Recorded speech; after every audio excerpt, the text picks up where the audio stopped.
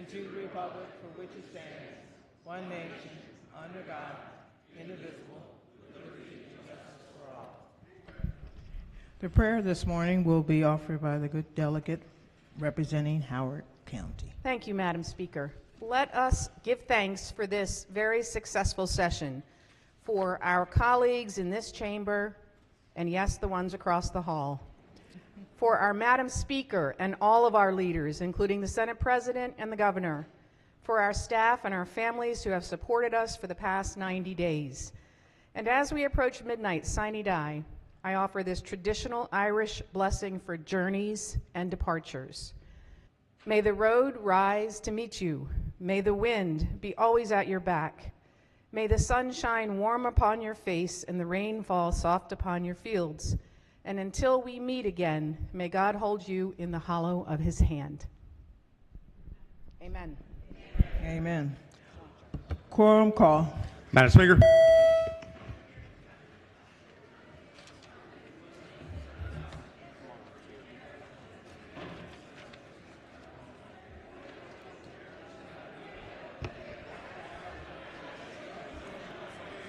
Has everyone recorded their presence? So the clerk will take the call.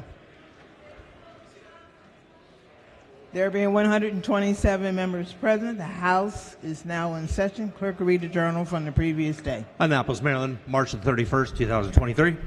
Madam Speaker. Recognizing the Majority Leader. Move so much we consider the reading of the journal from the previous day. So ordered. Petitions, memorials, and other papers. Yea and nay. Consent calendar number 8. House bills passed in the Senate. Clerk will read the first bill. House Bill 555.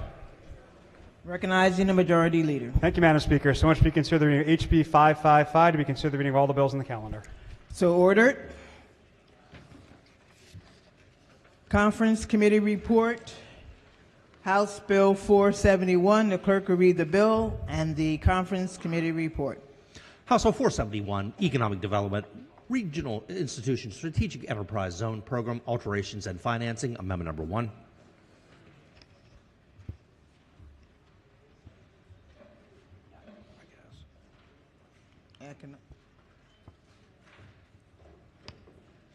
there any other here?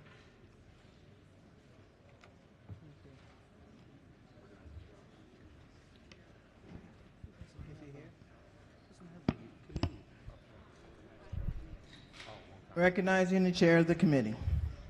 Madam Speaker, can we just special order this bill to the end of the calendar? Sure. All in favor of the special order signify by saying aye. Opposed? The bill will be special ordered to the end of the calendar.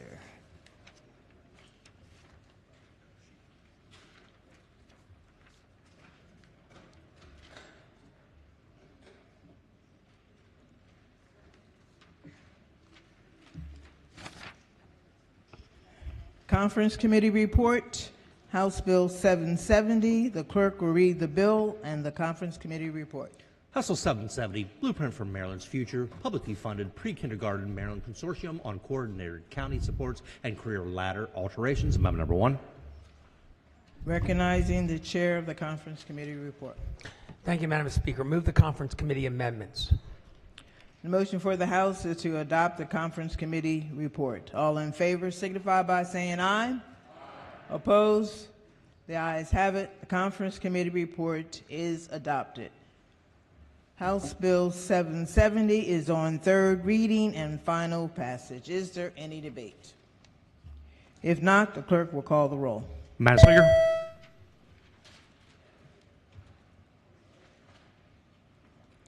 Has everyone recorded their vote? Does anyone care to change their vote? If not, the clerk will take the call.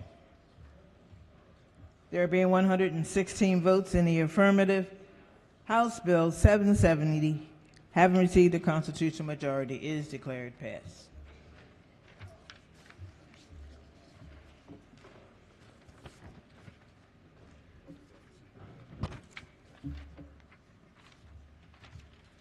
Messages, Senate Bill 322. The clerk will read the bill.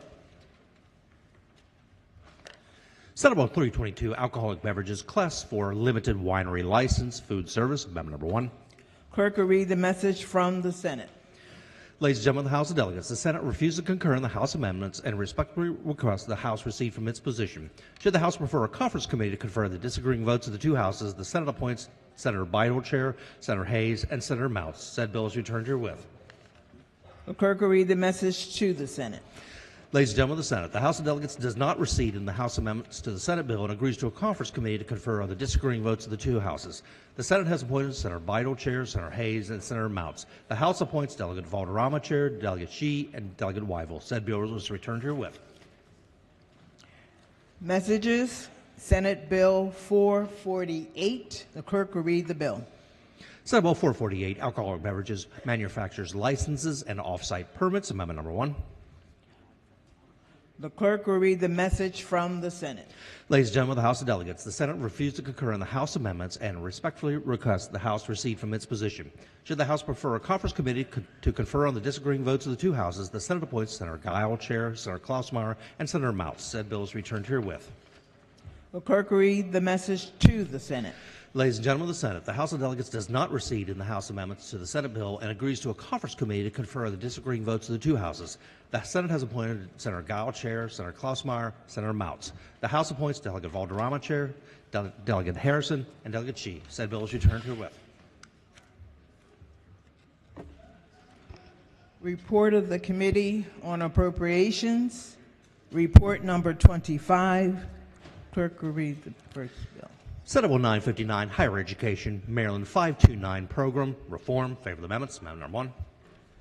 Recognizing the floor leader. Thank you, Madam Speaker. So much to be considered. The reading of the amendments. So ordered. Amendment number 1 is technical. Amendment number 2 makes changes related to the ABLE program and makes clarifying amendments. Move the amendments. Question for the House is the adoption of the amendments. All in favor signify by saying aye.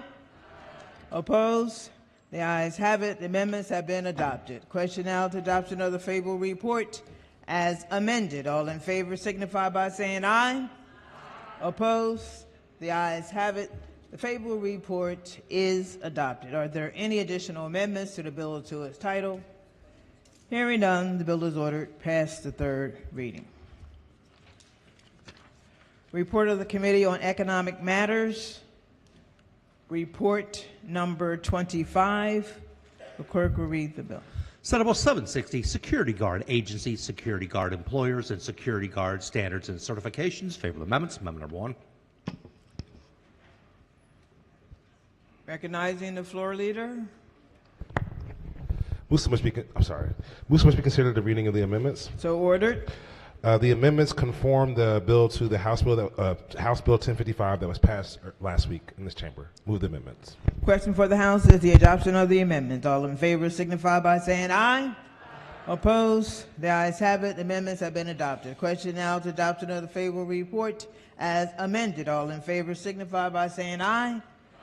Opposed? The ayes have it. Favorable report is adopted. Are there any additional amendments to the bill or to its title? Hearing none, the bill is ordered past the third reading. Report of the Committee on Economic Matters, report number 27. The report is a consent calendar. The clerk will read the first bill. Senate Bill 135, Worcester County Alcoholic Beverages, Ocean City Promoters License. Favorable. Recognizing the chair of the committee. Thank you, Madam Speaker. I move that the reading of the first bill be the reading of all the bills on the calendar. So ordered. The question before the House is the adoption of the favorable reports. All in favor signify by saying aye. Opposed? The ayes have it. The favorable reports are adopted. All the bills on the report are ordered printed for third reading.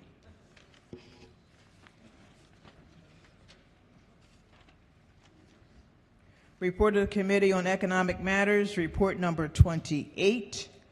Clerk will read the first bill. Senate Bill 393, Carroll County Alcoholic Beverages Licenses, Residency Requirement. Favor the amendments. Amendment number 1. Recognizing the floor leader. Thank you, Madam Speaker. Move so much be considered the reading of the amendments. So ordered. As amended, Senate Bill 393 is identical to House Bill 558 as passed by the House. Amendment number 1 clarifies the residency requirement for certain applicants of certain alcoholic beverages licenses in Carroll County. Move the amendments. Question for the House is the adoption of the amendments. All in favor signify by saying aye. Opposed? The ayes have it. The amendment has been adopted. Question now to adoption of the favorable report as amended. All in favor signify by saying aye.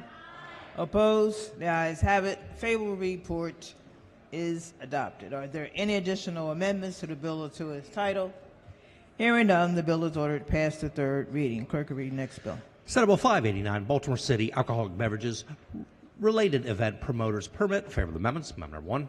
Recognizing the floor leader. Thank you, Madam Speaker. Move so much be considered the reading of the amendments. So ordered. As amended, Senate Bill 589 is identical to House Bill 885 as passed by the House.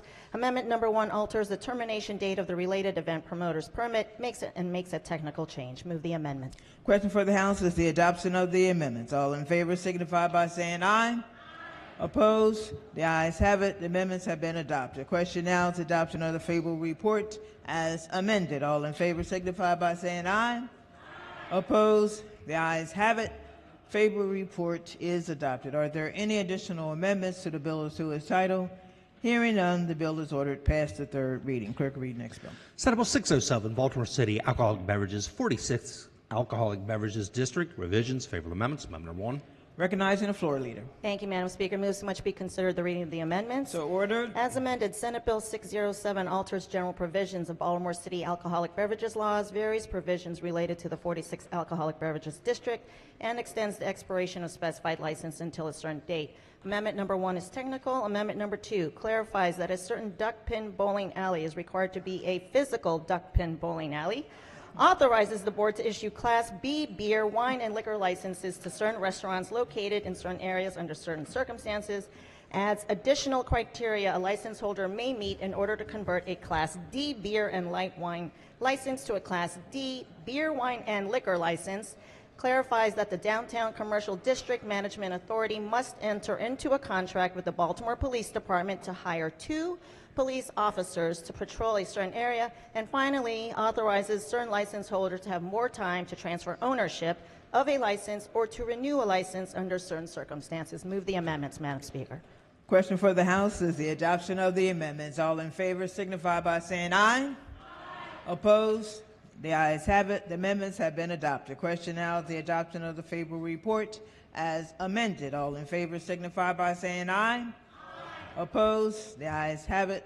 Favorable report is adopted. Are there any additional amendments to the bill or to its title? Hearing none, the bill is ordered passed for third reading. Clerk, read next bill.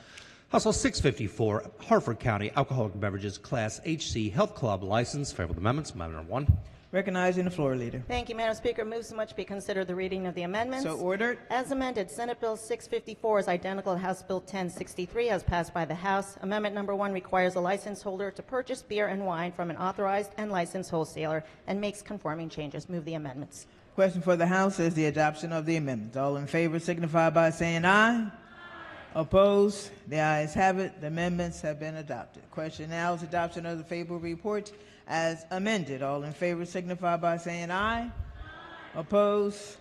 The ayes have it. Favorable report is adopted. Are there any additional amendments to the bill or to its title? Hearing none, the bill is ordered past the third reading. Clerk, read next bill. Senate Bill 765, Baltimore City 41st District Alcoholic Beverages Licenses. Favorable amendments. Amendment number 1.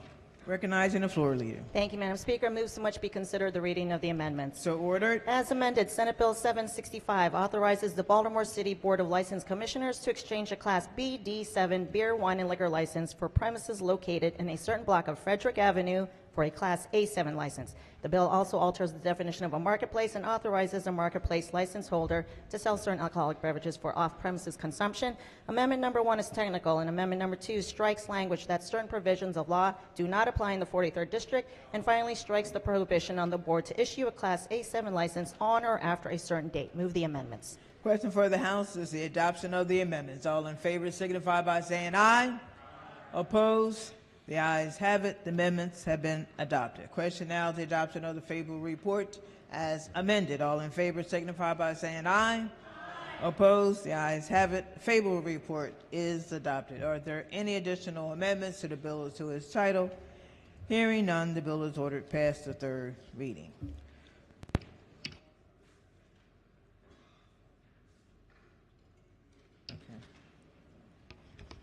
Chairwoman of Ways and Means. Thank you, Madam Speaker. Could the Ways and Means Committee please go to the old chamber for a quick meeting, quick vote? Thank you. Ways and Means, Old House Chamber. Quick vote.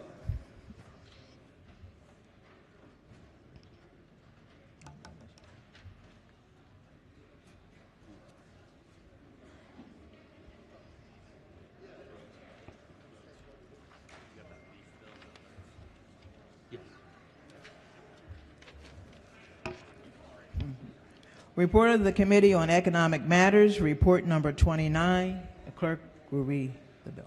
Senate Bill 530, Insurance, Maryland Automobile Insurance Fund, Assessments, Favorable Amendments, Amendment number 1. Recognizing the floor leader. Thank you, Madam Speaker. Move so much to be considered the reading of the amendments. So ordered.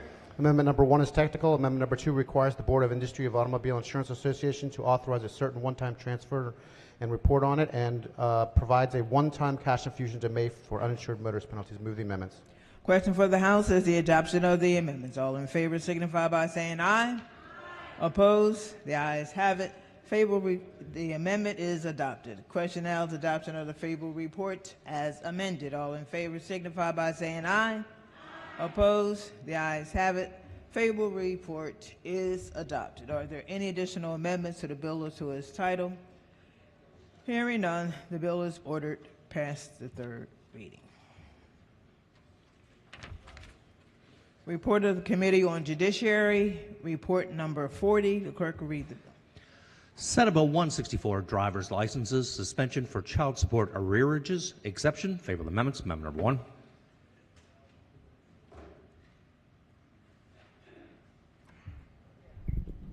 Chairman of the Committee. Thank you, Madam Speaker. Could I ask to special order this until the end of the calendar, please, or end of the next calendar? Question for the House is special order Senate Bill 164 to the next calendar or next end of this session. All in favor signify by saying aye. Opposed? The bill has been ordered until the end of this session. Okay.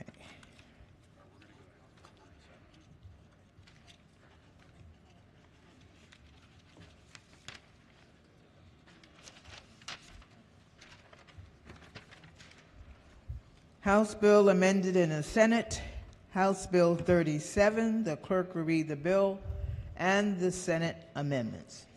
House Bill 37, Commercial Law, Consumer Protection, Telephone Solicitation, Stop the Spam Calls Act of 2023, Amendment number 1. Recognizing the committee chair.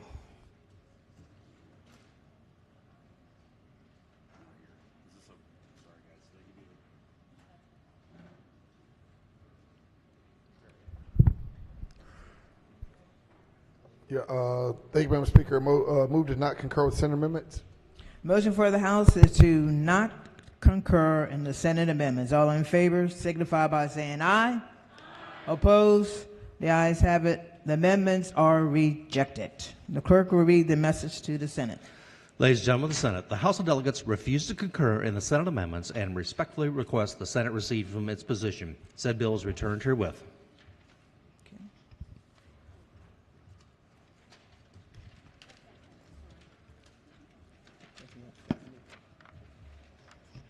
House Bill amended in the Senate, House Bill 70. The clerk will read the bill and the Senate amendments. House Bill 70, Safe Access for All, Safe Roads Act of 2023, Amendment number 1.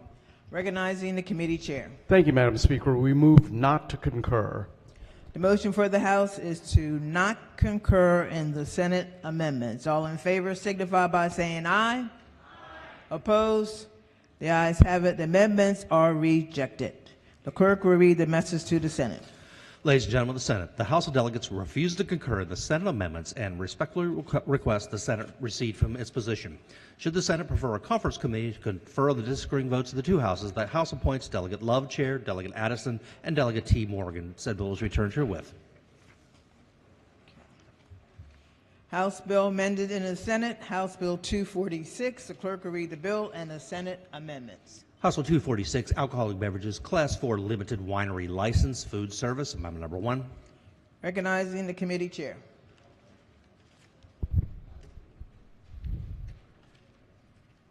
Thank you, Madam Speaker. Move not to concur with Senate amendments and Senate point.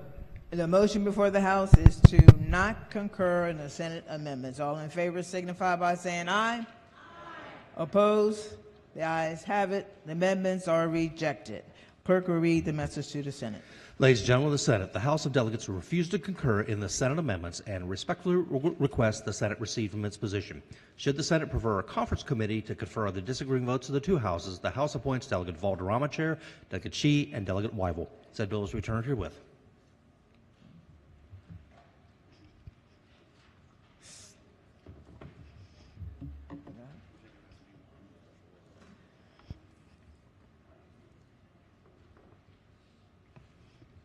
Special order calendar SB 1. Clerk will read the bill. Senate Bill 1, Criminal Law, Wearing, Carrying, or Transporting Firearms Restrictions, Gun Safety Act of 2023. Recognize Number 1. All of my questions have been answered. Okay. Okay. Gentleman from St. Mary's. Thank you, Madam Speaker. I got an amendment at the desk.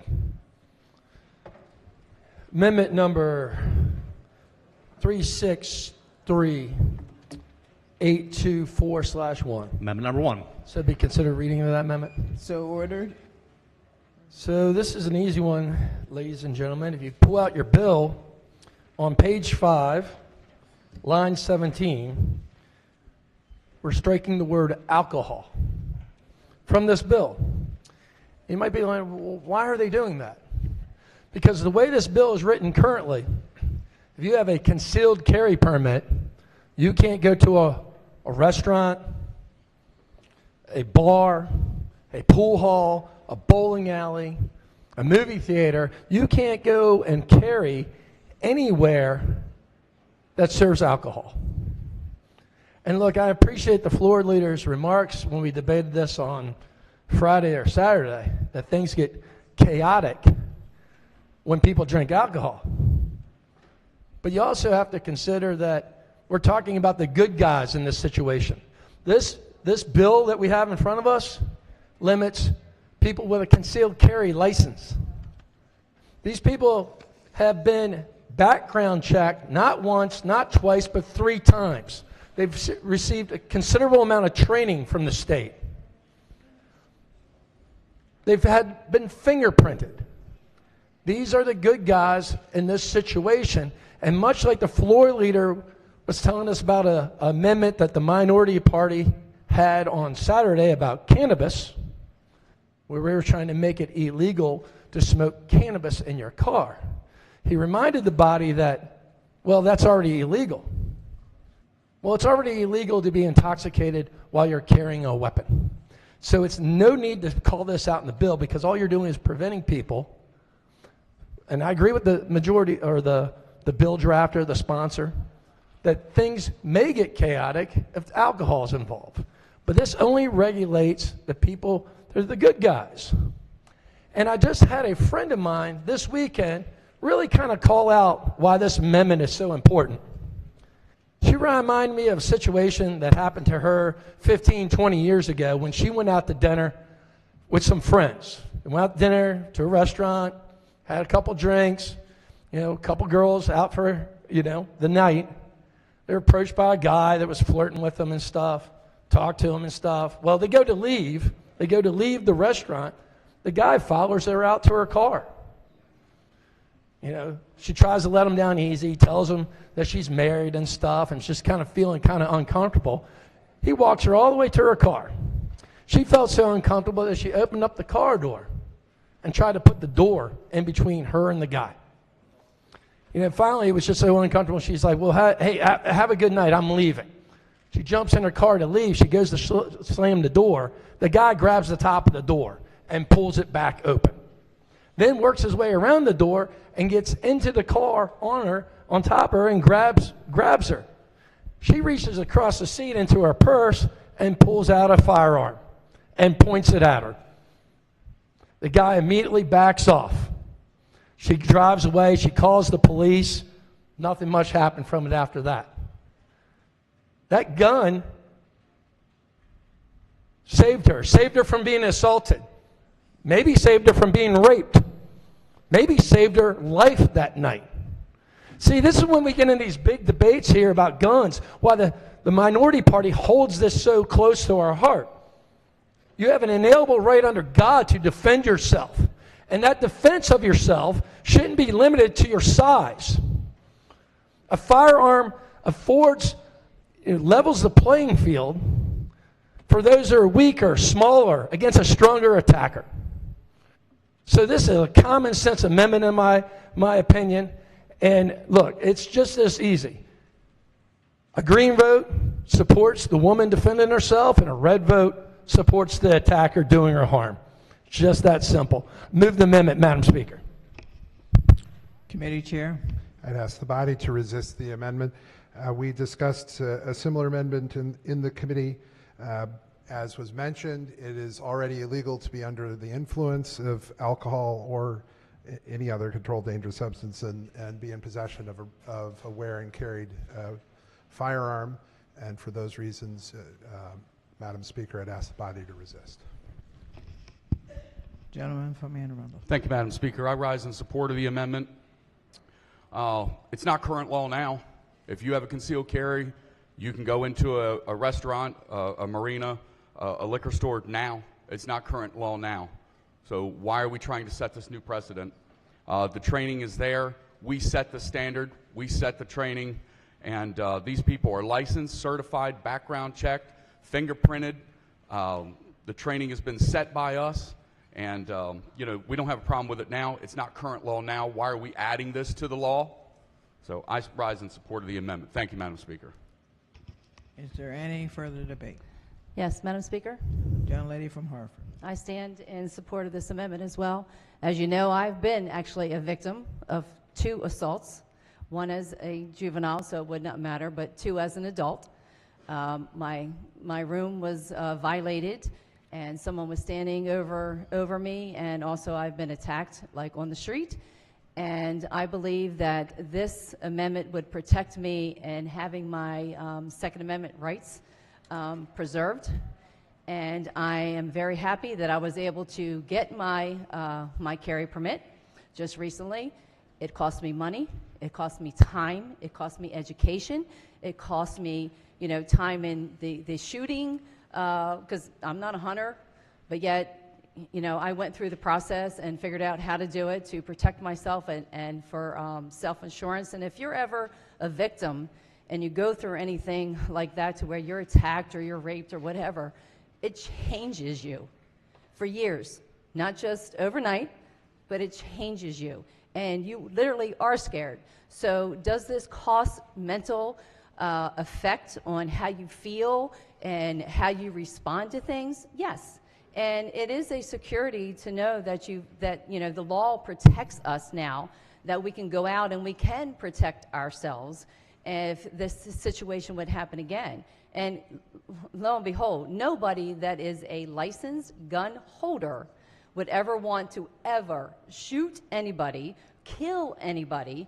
But we've been trained and we've gone through the process that if our lives are actually in jeopardy, that we do have a response now, a recourse, something that gives you a little bit of peace of mind.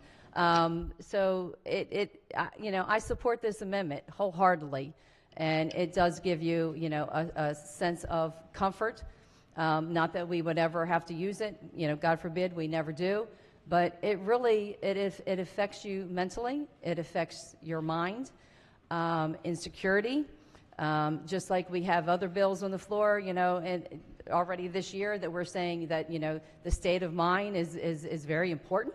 Well, this is one of those where the state of mind is extremely important. I didn't walk from here to the hotel for 2 years by myself. That's how it does affect you. And it does give you that peace of mind. And, God forbid you would never want to use it. And that's what license holders actually realize. We're not here to be criminals and point your gun to anybody and everybody, but it's only if your life is in jeopardy. So I do stand in support of this bill because I do respect my Second Amendment, and I respect, to be here tomorrow if something would come, someone would approach me, and my life would be in jeopardy again. So thank you, Madam Speaker. Any further debate? On the amendment, all in favor signify by saying aye. Aye. Opposed? No. Roll call. Madam Speaker.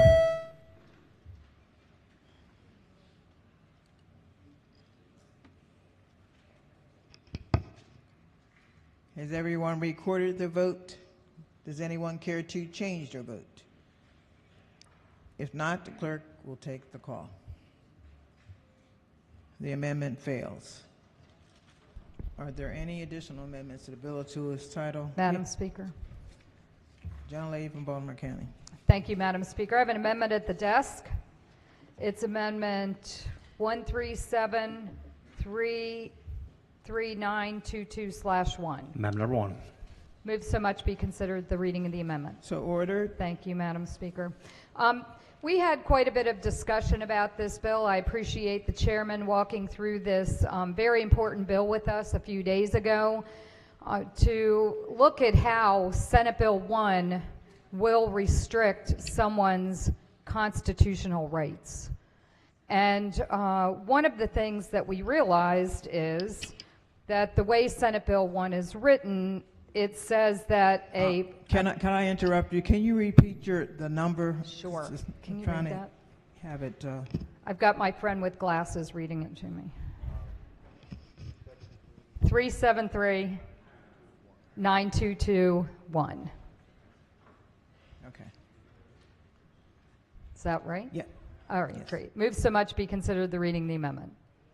So ordered. Thank you so much. So, we learned when we walked through this bill that now a person, again, let's remember, like my good friend from Harford County pointed out just now, that this bill is for people who are wear and carry licensed. This isn't for everyone. This bill affects people who've taken the extraordinary measures of getting this license. It is not easy to get. Everyone who has this license understands the gravity of what responsibility comes with it. There's a lot of training, education, it costs, there's a financial commitment. And so we're not just talking about any person who's carrying a firearm. And the bill as written says that you may not enter a property, we're talking about a dwelling or private property, unless the owner has posted a clear and conspicuous sign indicated that it's permissible to wear and carry on their property. So what this amendment does, it's simple. It just says that if you have a wear and carry permit and you've been trained and you have been approved by the Maryland State Police, you may not enter a property if they have a sign that says you may not. So we're just putting this on the right side of the law and saying if someone owns property and they don't want people on their property with a wear and carry permit, they need a sign that says you are forbidden on my property with a firearm. And if it doesn't say that, you can enter the property. Now, think about every one of us on this floor. We were all door knocking last year. There was nothing that prohibited us from walking on someone's property and knocking on their door and exercising our First Amendment right of speech to talk to them about the election. And we didn't go on the property, or at least I didn't, and I'm sure you didn't either, if it said no trespassing, the property owner, or no soliciting. A property owner has clearly delineated that they don't want us on our property. Otherwise, salesmen selling roofing, those of us door knocking for political purposes, some religious groups come and knock on your door. These are permitted actions unless there's a sign that says don't come on my property. So this aligns that wear and carry law with the way things are done with other things. And the other issue that I think this is important to clarify is those of us that I live on the border of the Gunpowder State Park, and I have hikers walk through my property regularly looking for their cars that they don't know where they parked. And you know, I would not mind at all if someone had a wear and carry permit on my property. And if I didn't want them, I would be posting signs that says, do not enter with a firearm. So again, this is a constitutional right. And limiting it should be done with the utmost care. This just aligns that with customary things that we do for door knocking, for politics, for sales, for religious purposes. So I ask that you would support this amendment and vote green on it. Thank you, Madam Speaker. Committee Chair. Thank you, Madam Speaker. I'd ask the body to resist the amendment. The standard that the delegate would move us towards is the standard they use in Kentucky and Texas. The standard that is in the bill is not the standard that is used in Kentucky and Texas. It's the standard that's used in California, New York, New Jersey, and Hawaii. This is an area of the law that, with no question, is going to be a continued discussion for the Supreme Court for years to come, to be sure, and will make its way through the federal courts. But I think here what we're saying is we're building on something that's very, very straightforward. This court, the Supreme Court, not in Bruin, not any time before it, has ever said that the Second Amendment gives someone the right to bear arms on someone else's property. Doesn't. Didn't do that in Bruin. Didn't do that in Heller. Didn't do that as long as all the way back to 1789. And as I've mentioned in the past, a couple days ago when we last had this debate, at the time of the Constitution, the people who were writing the Constitution and the Declaration of Independence were very, very, very sensitive on people bringing guns onto other people's property. They were very sensitive to that. They didn't like when the British and when the English did that. They made a point of including that in some way, shape, or form in the Third Amendment. Property rights throughout our country's history have not been, I would say the Second Amendment rights have never ever been found to supersede those property rights. And that's what the delegates' amendment would do. We are creating a bright line rule that says if you are okay with someone wearing and carrying a firearm on your property, you can put up a sign and say, I'm okay with you bringing that weapon onto my property. Fine.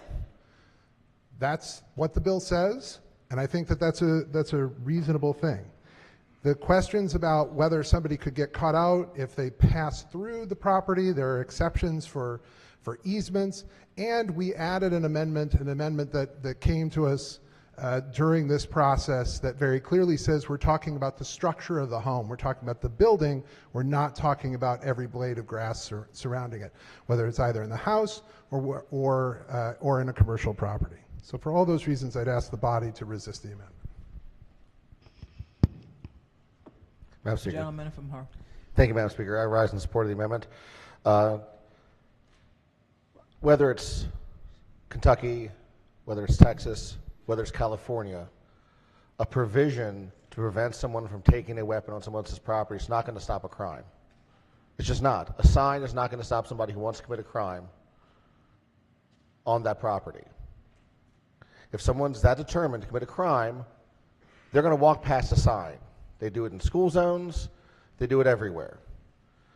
All this provision in the bill is going to do is make criminals out of people actually following the law and creating a new class of criminal. I want to specifically reference the practical application of this regarding something that impacts every one of us in our communities, is realtors.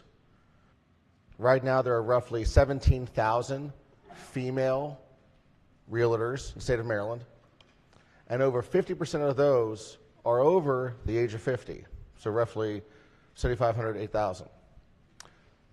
Of those, 50% of those carry a weapon. 50% of women realtors over the age of 50 carry a weapon, roughly $4,000. That's approximate based upon National Realtor Association data and some other data that we pulled. And why is that, right? First, agents typically work alone. There's some realtors in this room, and we all know a realtor, and we've all done business with a realtor at some point in our lives. They work alone. Second, they agree to work with people they don't know. Realtors aren't doing background checks on every single person that they're showing a home to or showing a home for. And then finally, they use public advertising to drive traffic to open houses and see these homes. So they're interacting with tons of folks, typically alone,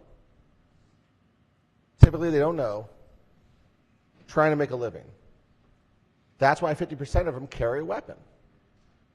And what we're doing is when they need to go on these properties, and in many cases have not had an opportunity to communicate or get permission, and that permission that we unpacked during the debate the other day may need to be a signed letter by the property owner saying that, yes, you can carry a weapon. And in some cases, these realtors don't want to disclose they're armed because they don't want to necessarily intimidate folks who are uncomfortable with having a weapon. And certainly now it's advertised they can't be armed during these showings. Folks are going to know that now I can go to a showing or go on a tour of the home knowing this woman cannot be armed, and it creates opportunities. And that's what we're doing. We're creating opportunities for bad folks. We're criminalizing good folks. Bad folks who want to blow past these signs will. And that's a fact. We know it. These laws in California and other places haven't stopped any crime, unfortunately. All we're going to do is criminalize good folks. And for all those reasons, Madam Speaker, I urge a green vote on the amendment. Gentlelady from Carroll. Thank you, Madam Speaker. I rise in support of this amendment as well, and I worked as a realtor for several years. And what the gentleman was just speaking about is a very real danger. I've known several women who were attacked and had terrible things happen to them. And I believe it was mentioned here on the floor on Saturday, and it really did strike a nerve, and that's what made me rise today, that, well, oh, they can keep it in their car. They can keep it in their car, and they can keep it separate. Listen, if somebody comes in that open house and they have an intent to hurt you, to harm you, are they going to stop and let you run out and get your firearm? No. This is common sense. And as the lady from Harvard has also mentioned, I just recently went through this training as well. You are trained. The very first lesson that we were taught in our classroom training was to try to divert and to not use the firearm. That was the #1 lesson. This is not a right that people want to go around like the Wild West. And I get really weary of the attitude that that is what's going to happen. It cost my husband and I over $1,000. We spent a lot of time being trained and taught how to respect the weapon, how to use the weapon, and how to find successful ways to divert away from violence in the first place. This is a very common sense amendment, and I hope that you will really think about supporting it today. Thank you. Chairman of the committee. Thank you, Madam Speaker. If you're a realtor that is looking to take your concealed carry permit into a person's home, it's very clear in the bill. You ask their permission. You get their permission, you're fine. What has underlined the last several speeches that I've heard on this issue, and going back to Friday, because I feel like this is all starting to blur together a little bit, but what this comes up over and over again, it's as if you're the realtor and you've had no contact with the person who you're going to sell their house. That's not what happens. That's not what realtors do. They get clients. They negotiate an agreement to sell their house. That can be part of the agreement to sell the house. I am a concealed carry holder. I have the permit. I'm going to be concealed carrying at your house. Done. Done. What's the problem? So I would just say that I don't believe that this fundamentally is the issue here. The fundamental issue here is about private property rights and the ability of people to exercise where the line is between people's ability to wear and carry a regulated firearm in public and where private property rights stops that. And what the bill as it stands says is, you need to have my permission before you come in my house with a gun. Before you come in my business with a gun, you need to have my permission before you do that. That's about private property rights. And that's why I'd ask you to resist this amendment. Madam Speaker. Gentlelady from Yeah. Hartford. In most of these situations, my son-in-law is a real estate person. And in most of these cases nowadays with technology, you don't ever meet or talk with the homeowner. You're going through an agency or what have you. You have a lockbox or you have a key, and you go in. So, do you ever physically talk to the homeowner on a case per case, visit per visit? No, that's not happening. So just for that point of clarity. Thank you. Madam Speaker. Yes. Thank you, Madam Speaker. Body, I rise in support of this amendment. My wife and I are both real estate brokers, and we've had situations where we've been in houses, and people are not always truthful. They are not going to tell you what they owe on their property. They might not even tell you who they are. They might not even tell you what their real name is. And sometimes in this profession, you show up at their house not always knowing what you're getting yourself into. Personal experience. My wife showed up at a house in Howard County. A gentleman tried to lock her in the basement. Luckily, she was able to get out of there. There are situations, there are professions where you don't always get the truth. And body, I ask you to support this amendment as I support this amendment. Thank you. Madam Speaker. Yes, gentleman from Eastern Shore. Will the maker of the bill please rise for a question, Chairman? The chairman, I'm sorry. Just checking. Chairman. All right. Thank you. You respond to it like it's your bill, but that's great. I appreciate that. I have a question for you. So you're saying that if I call somebody on a listing agreement, if I'm going out, I'm going to sell your home, and I have a carry permit, and I carry, I have to get your permission at that initial phone call? You can get my permission anytime before you go to the house. Before I get into the house, I have to have your permission? Yes. On every person I talk to, I have to disclose that I have a concealed carry permit, and I'd like to utilize that. When you are going into someone else's house, you need to get permission to wear and carry under this bill, yes. Okay, so I'm taking people out to show homes right now, and I have to sit down. I'm going to show 14 homes today to one person. I'm going to go up, and I have to let everyone on that list of them showing homes, I have to ask their permission to have a concealed carry. You are going into someone else's house, yes. Okay. Is there anything you've talked to the realtors on this? Have they done anything? Because that's pretty much a liability on their part also. I don't have an addendum anywhere that tells me I need to do this. Is that what you're suggesting?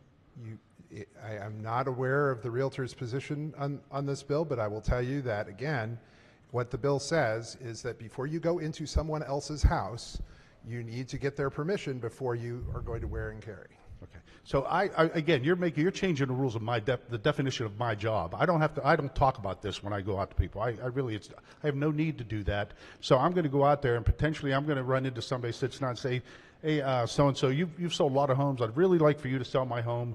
Now I'm going to have to tell them, well, you know what, I carry. And they're going to say, oh, no, I'm anti-gun. The listing's gone. So this is now going to affect my way of doing business and my income.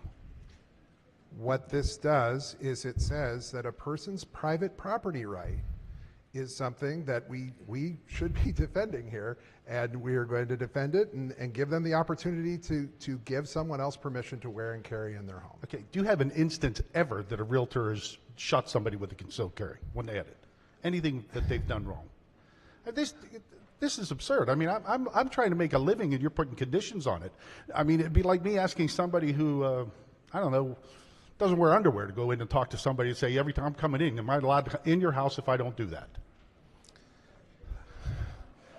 I was about to make a comparison between your underwear and a gun, and I'm going to not do that. Let's not do that. I would say that there is a fundamental difference there, and again, the distinction is you're entering someone else's property with a firearm.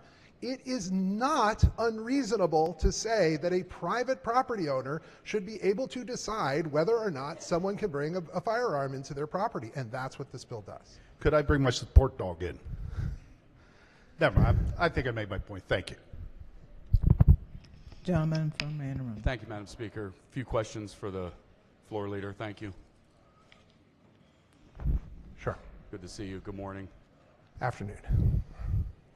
How long have we had a concealed carry available in the state? I actually would need to find that out. I don't know the answer to that question. The statute has been on the books for quite a while. For quite some time, at least 50 At least 50 years. Is this current law? Is what current Is law?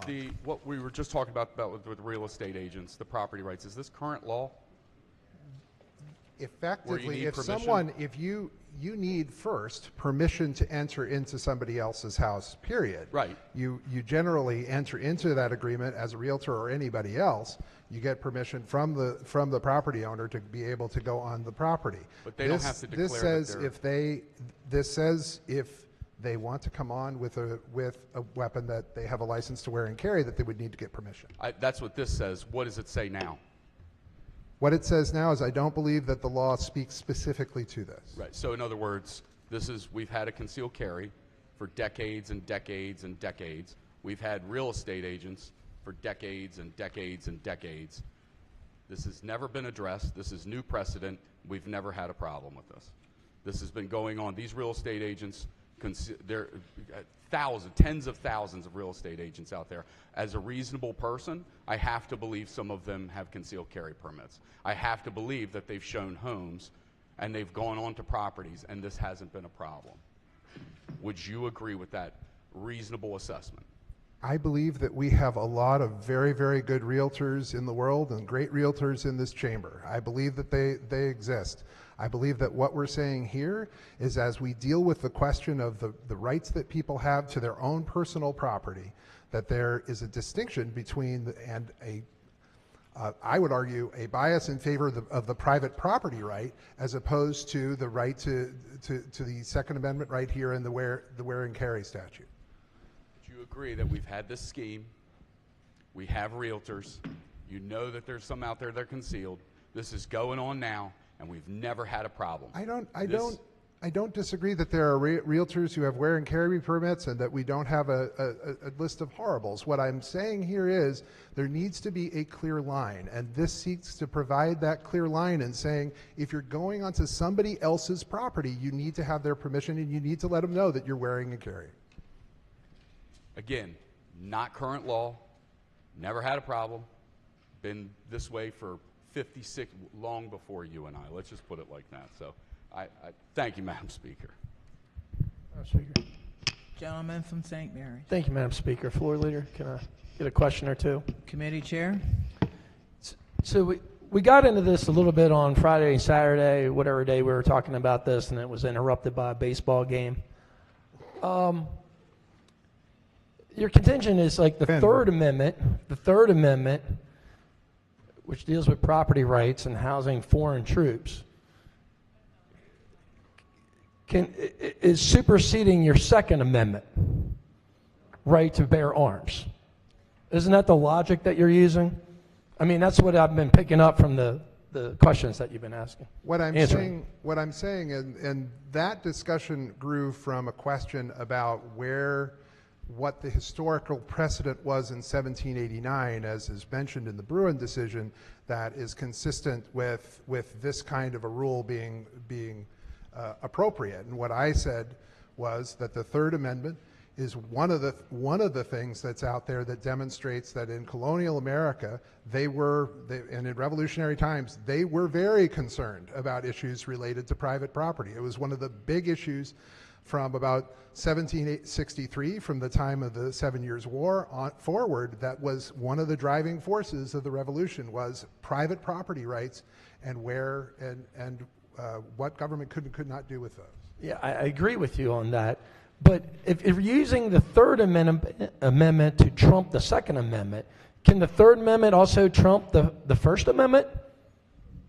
I am saying that the Third Amendment and what is in that, one of the reasons that they adopted the Third Amendment was that they were very concerned about private property rights. So should it trump it? I don't know, but I do think that throughout our entire constitutional jurisprudence, private property and private property rights have been a thread of that that's been pretty hard to miss for a long time. And where that line intersects with where and carry in the Second Amendment is challenging. Okay, thank you. Madam Speaker, on the amendment, I stand to support the lady's amendment, good lady from Baltimore County, because this is insanity. There's no way the founders would have found that the Third Amendment would trump the Second Amendment. And using this logic, I guess landlords can also trump your First Amendment rights. So can landlords tell you, I don't know, which social media account you can go on, what newspapers you can get to your house? Is anybody in this chamber supporting that? What about the 26th Amendment? Can a landlord stop a tenant from voting by mail? I mean, it's an interesting discussion, since we're going to apply all these rights that are, during the top 10, the Bill of Rights, back to the landowners. It's just a nonsense argument, and this is obviously going to be struck down in court. I stand to support the amendment and encourage a green vote. Thank you, Madam Speaker. Madam Speaker. Yes. Yes, Chairman. so for example, I have property rights. I can put Democratic lawn signs on my front lawn. If you want to put a Republican lawn sign on my front lawn, I'm going to stop you, because it's my property. And yes, I suppose you could say that I'm using the Third Amendment to trump the First Amendment, but let's be clear. Property rights are important. That's what allows me to say that I support Democrats and that I don't want people carrying guns in my home or my business. I'm voting against this amendment. Any further debate? Gentleman from Baltimore County. Thank you, Madam Speaker. I wasn't going to say anything, but after hearing this debate, I would be remiss if I didn't stand up and say something. Would the floor leaders please rise, please? Chairman of the committee. Good afternoon. We've had a long discussion over this, and I don't want to beat a dead horse. But if you look at the way our Constitution is written, I believe our right to bear arms comes before our Third Amendment. Am I correct? The Second Amendment is with an organized militia, there are the right to bear arms that shall not be infringed. The Third Amendment is, yes, the next amendment. Okay. Some people in the chamber might argue that the Fourth Amendment's pretty important. Some people in the chamber might argue the 13th Amendment's pretty important. The 14th Amendment is pretty important. And then the thing allowing everybody to vote. Anyway, there are plenty of very, very important amendments. They're all important. And that's what is part of the issue here. The tension between the personal property rights that we have and the people's rights to bear arms. And so that's why this amendment is drafted the way it is. Right. I'm not arguing. I'm sorry, that's why the bill is the way it is. And that's why I'm the not amendment arguing seeks that to change point. it. What I'm saying is that if you look at how this was written before the Bruin decision, we didn't have a problem with this. Am I correct? The way that this was, I'm sorry, the question again? Before the Bruin decision, I had a wear a carry permit that I could go into anybody's house and didn't have to notify them, unless you go by the Old English law. Am I correct? Under Bruin? I'm sorry. Your Before the your Bruin question is decision- before the Bruin the Bruin decision doesn't have anything to do with your right to go onto anybody's property or not. But it was never an issue up until that point. Am I Bruin correct? decision said that it dealt with issues as it related to the possession or to being able to get a wear and carry permit or a concealed carry permit. The Bruin decision didn't have anything to do necessarily with public property or private property right. What I'm trying to clarify is, before the Bruin decision, people that had a wear carry permit did not have these issues to deal with. Am I correct? If someone had said to them that they did not want to enter onto their property with a weapon, they still could do that. If someone wanted them to be able to go onto their property, they still could do that. I understand that, but you didn't have to ask permission. In other words, just like the lady's amendment says, that if it was posted and somebody didn't want me to bring my gun into their property, that is their property rights. I agree with you. But what you're asking us to do is not practical. As we discussed Saturday, a lot of these houses are owned by banks, and who knows who has the legal title to these properties. Wouldn't you agree? I would say that if you don't know who has legal title to the property, you shouldn't probably be selling it for them. No. Well, okay, let me explain this to you. When a bank forecloses, and a lot of times the deed could possibly move from bank to bank to bank, but it's still up for sale. And we don't know specifically at that period of time who actually owns the property. So how are we supposed to get specific rights from them that says it's okay to bring a weapon in? I, again, would say if you don't know who owns the property and holds the specific rights to the property, you probably shouldn't sell it. Well, again, we do it all the time, and we write contracts that are, we write a contract and it would go to the bank. And it could possibly be that the bank that's actually holding the lien might not have a deed at that period because of the transfer. And with the foreclosures, how long it took to get things done. So what you're saying is that if we're going to show a property, we have to get permission. But a lot of times we don't know who owns that property, just like HUD properties. A lot of times HUD does not take deed or title to that property. They actually, they have a, I'm trying to think how to explain this. But HUD doesn't always take deed to a property. Okay? Do you have a question? Yeah, okay. The question is, the prior owner could still be in the prior owner's name. So according to this, we would have to get their permission. Am I correct? We'd have to get the owner of the property's permission in order to wear and carry on the property, yes. All right. Well, there's a difference between legal title and actual title. And I just see this being very impractical. Again, if we're out showing houses, a lot of times somebody will ride up, they'll tell you, we've seen a house, we want to look at it. A lot of times we can't get a hold of that owner, but it's on a lockbox and it says show and go. So that means we can walk into a house, if they give us the code, we can go and show it, and we don't know who the property owner is, we may never talk to them. And I'm just asking, this is not a practical matter. That's what I'm trying to say. And what this amendment does is practical. And believe me, just like there's a lot of malls that has, you cannot bring a weapon into the business. I respect that. I've been a concealed wear permit for, I guess, 10 years. I've taken a lot of training, and I respect, and could possibly make me into someone that could possibly break the law, not knowing about it. And it's really concerning, and it's going to affect the way we do business. Like I said before, I go into empty houses sometimes, we don't know who's in there. Squatters, we just don't know. And you're asking us to put our life in our own hands. We can't defend ourselves. And on top of that, we have to take our guns and put them inside the car. Now, someone could possibly break inside that car and steal that weapon. This is just not a practical doing business. Thank you. Any further? Maker of the amendment. Thank you, Madam Speaker. I appreciate the debate, and everyone on this floor believes that if you are a property owner and you do not want someone in your house with a wear and carry permit, you can post that sign up saying, do not bring your firearm in here. So we have agreement on that. The disagreement is, where does the onus stand? I appreciate the committee chair's reference to the Third Amendment, which I'm sure will be used in the lawsuit that we know is forthcoming. No soldier shall, in time of peace, be quartered at any house without the consent of the owner, nor in time of war, but in a manner to be prescribed by law. No soldier. People who have a wear and carry permit are not soldiers, and I'm sure the courts will straighten that out.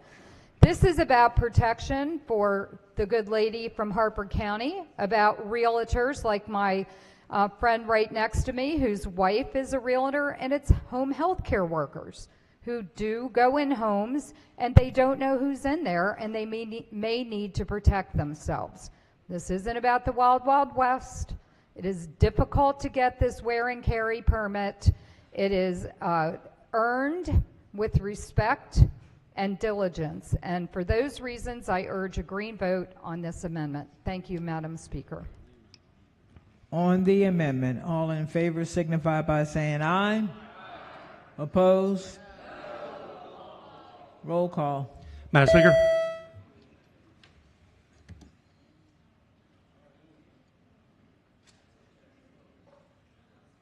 Has everyone recorded their vote? Does anyone care to change your vote? If not, the clerk will take the call. The amendment fails. Madam Speaker. Just 1 second. Madam Speaker. Yes, Chairman of the committee. The committee adopted an amendment in the, before we came to the floor. I'd offer amendment 683422. Amendment number 1. Ben, I need help. Sure you echo. Do they have it? Okay. Move so much be considered the reading of the amendment. So ordered. Madam Speaker, this clarifies the people who can, and the committee adopted this amendment. It clarifies that a security guard, a correctional officer, a railroad police officer, and an employee of an armored car company would be exempt from the bill. Move the amendments. Question for the House is the adoption of the amendment. All in favor signify by saying aye. Opposed? Ayes have it. The amendment has been adopted. Gentleman from Baltimore County. Madam Speaker, I have an amendment at the desk. We have amendment 383626-1. Amendment number 1. So the good news, nothing. So much be considered the reading of the amendment. Sorry about that. So ordered. Thank you, Madam Speaker. Good news with this amendment. Really nothing controversial at all about it, so that might be easy for the good chairman there. All this amendment does simply study. The state police should study gun-related criminal offenses by individuals issued a permit to carry. That's all. It's fair. It's reasonable for both sides of the debate, so we can come back and we can learn, we can get clarification. You know, and if you're thinking of voting no for this, I'm not sure why, but just ask yourself, what does it hurt to study, number one? What does it hurt to gain knowledge on this issue? And what does it hurt to find the facts? Because that's all this study will do, is report the facts so we have a better understanding and then can reevaluate in the future. So, again, all this does is study, nothing controversial. I appreciate it, Madam Speaker. Move the amendment. Committee Chair. Thank you, Madam Speaker. I'd ask the body to resist the amendment. There's a similar study that was proposed and that's included in House Bill 824. It doesn't include everything that's here, but the study is I think gets to that point. I ask the body to resist the amendment. Gentleman from Anne Arundel. Thank you, Madam Speaker. Colleagues, if we are going to seek to have a truly open and honest debate, I think it is imperative that we do seek out as much data, facts, evidence, analysis, and reasons so that we can all make a very well-informed decision on a piece of legislation such as this that is so consequential and so impactful. We should be looking at some of the data that's already out there, such as a recent study by the Department of Justice that concluded that 90% of crimes with a handgun were obtained illegally. We should be looking no further than New York, Chicago, Washington, D.C., where we have some of the most restrictive gun control laws in the country, yet they have some of the highest violent crime rates in the country. Look, all of us in here will do anything to make sure that we can ensure the safety and protection of our children and our students. But it begs the question, why do almost all of the massive shootings in this country happen in gun-free zones? We must also look at the flip side that nobody ever wants to talk about. How many crimes are prevented? How many times does somebody have a legal handgun permit and stop someone from raping, beating, robbing, or murdering? Let's be honest. A legally held firearm can be the great equalizer, because every one of us opposed to this type of legislation believes that everyone has an inherent right of self-defense, and that defense should not be determined by the size of the person. Now, there's been a lot of talk, both on Friday and today, about the Third Amendment. Here's what I'll say about the Third Amendment. In the revolutionary times, most of human history had been plagued with violence, oppression, and cruelty over unarmed masses by kings, tyrannical leaders, warlords, and thugs. So when we won the American Revolution against all odds and miraculously, and we set forth to set up a new form of government, an experiment that had never been tried before, the first thing they said was, we must have a government for the people, by the people, with certain inalienable rights that come from God and not from government. And to do that, number one, we must make sure that they have the freedom of speech. Number two, they must be able to provide their own self-protection. The Third Amendment, and I can read it to you, as the good delegate from Baltimore County pointed out, in their most recent history, they were forced to house and harbor the armed enemy. And they said, we must never be forced to do this again. That's why it's in the Third Amendment. And both on Friday and again today, the 13th Amendment and slavery was brought up in defense of this bill. Colleagues, let me remind you, it was not my party that supported slavery, Jim Crow, or fought against women's suffrage. Now, I don't believe there's a single person in here that supports those things, but if you want to make a powerful argument, please do not project the sins, atrocities, and evils of the past onto us, and instead, let's stay on the data and the facts so that we can continue to preserve the rights of our citizens to protect themselves with the Second Amendment. With that, I move the amendment, Madam Speaker. On the amendment, all in favor signify by saying aye. Opposed? No. All right, roll call. Madam Speaker.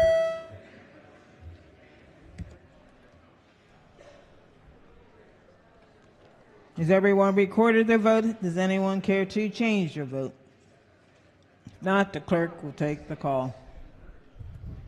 The amendment fails. Madam Speaker. Madam Speaker. Oh. I don't know who came up. Gentleman from Anne Arundel. Thank you, Madam Speaker.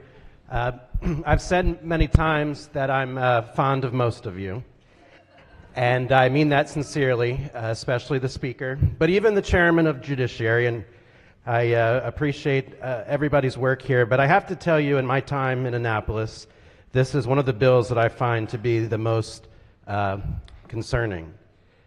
First of all, the arguments that are raised about the colonists and quartering in our homes had nothing to do with firearms. It had to do with food. The British were trying to make the colonists pay for a war that they did not support. It had to do with the violation of privacy. And in many instances, the British troops used the colonists' home and property to enforce British law that the colonists were rebelling against. It had nothing to do with firearms. The Supreme Court case that resulted in the expansion of access to carry permits in Maryland was a wonderful restoration of civil rights. Under the Bill of Rights, the restored access to the Second Amendment and the right to self-defense to Marylanders who had been wrongly denied for far too long by this state legislature. The right to self-defense also discriminated for decades in this state. This legislature, under the leadership of our lovely speaker, has fought hard to lift people up. But the law that we had in Maryland as it relates to carry permits has discriminated against thousands of Marylanders. Think about it. Two perfect people with perfect backgrounds, but one's the landlord and one's the renter. Under existing Maryland law, the landlord has access to a firearm and a carry permit, but the renter does not. That's discrimination. It has been concerning to see the hand-wringing and fretting about the Supreme Court decision to restore rights to all Americans. Some called it dangerous, and in the dissent, Justice Breyer stated, the consequences of gun violence are borne disproportionately by communities of color, and black communities in particular. I agree. And I think it's immoral to deny civil rights to these communities as Maryland's law did for decades. So good on you, Supreme Court, for restoring rights blinded by anything other than someone's background and legal status to own a firearm. You can find countless examples of where good guys and gals with permit holders protect themselves and others with the lawful use of a firearm. Just last year, hailed as a hero, a legal firearm owner with a carry permit stopped a mass shooter in an Indianapolis mall. He was just 22, by the way. Thank God he was there. The police said that the gunman had 2 rifles, a handgun, and more than 100 rounds of bullets. He fired 24 rounds from one of the rifles before he was killed by a hero with a carry permit. This bill before us effectively bans this hero from being there to save lives. In West Virginia, at a graduation party, the police spokesman says, a woman's quick thinking saved lives and likely prevented a mass shooting.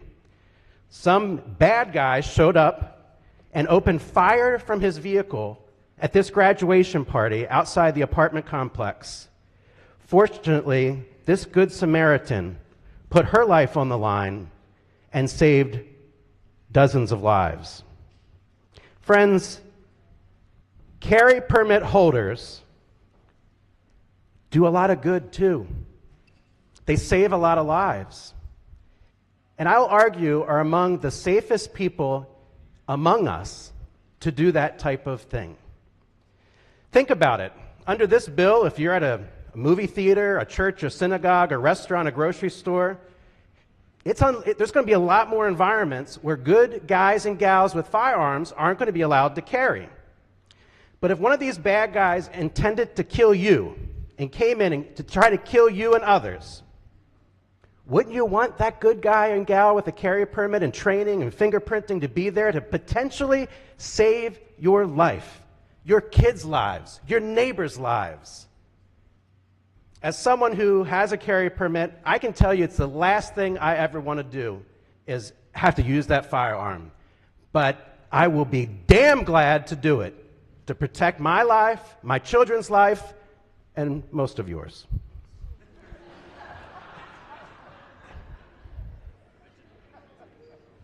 However, I tell you, if I were confronted with that situation, I wouldn't want to do it, but I would do it for you, all of you, because I believe that life is worth protecting. This bill disarms the good guys and good gals who have the legal training and right prior to the passage of this bill. And I think that's a shame. I think it's a shameful thing to do. And it's not just my feelings. We often get caught up in our feelings around here. It's not just my feelings. The data says this bill is stupid. It's bad. It's wrong. It's even deadly. And let me tell you why. The data shows that since 2020, people legally carrying a firearm have stopped at least 31 mass shootings. Not our beloved state troopers and police and sheriffs. Thank God some other do-gooders were there and stopped 31 mass shootings. The data also shows that in America, where people are allowed to legally carry, they stop about half the active shootings attempted in this country. 50% are stopped by good guys and gals with a carry permit. This bill will make it so that those people will not be there to protect others. This is data. This is facts. I want to remind you that the data also shows that just the deterrent of somebody maybe having a firearm saves lives. You don't always have to pull it out and shoot. No one even knows it's there, but the idea that it might be there is a deterrent. Here's some more data. You know, there's a lot of gun control groups pushing all these laws, and I think they mean well. But, you know, one place where they've had a whole lot of success is California. You know, it was brought up earlier, Kentucky versus California. Well, I'd rather be in Kentucky, and let me tell you why. And God bless those souls that were killed by a bad guy. God bless them. In California, for example, since 2010, their mass shooting rate per capita is 43% higher than Kentucky. That's data. It's not politics, it's data. And since 2010, 29% higher than the rest of the country. That was in 2010. Well, they passed a whole lot of gun control bills since then. In fact, one very similar to this in much of California. Despite falling over themselves to please gun control groups, since 2020, just a few years ago, since 2020, California's rate of mass shootings is now 276% higher than Kentucky, and over 100% higher than anywhere else averaged out per capita in the rest of the country. I don't know if that gun control is doing anything to save anybody's lives, but it sure does seem, the data sure does seem like it's making it less safe there. The facts show that more carry permits equals less crime, and it's a great equalizer between the sexes. I promised to mention this to my wife because we talk about these subjects a lot, and I know many of you consider me to be a trophy husband, but it's just not so. My wife is way more impressive than me, and in addition to how impressive she is, she's little. She's 5 foot tall, 100 pounds when she's not pregnant, and she's beautiful. She's beautiful. When we were dating, she lived outside of D.C., and there had been the kidnapping and rape of a woman in her community that got reported on the news. I can't imagine the horror. Well, she was afraid getting out of her car, getting into her condo. She was afraid to go to work. She was afraid to jog because she's little. She told me back then that she wished she could have a carry permit. She couldn't. She didn't own a business.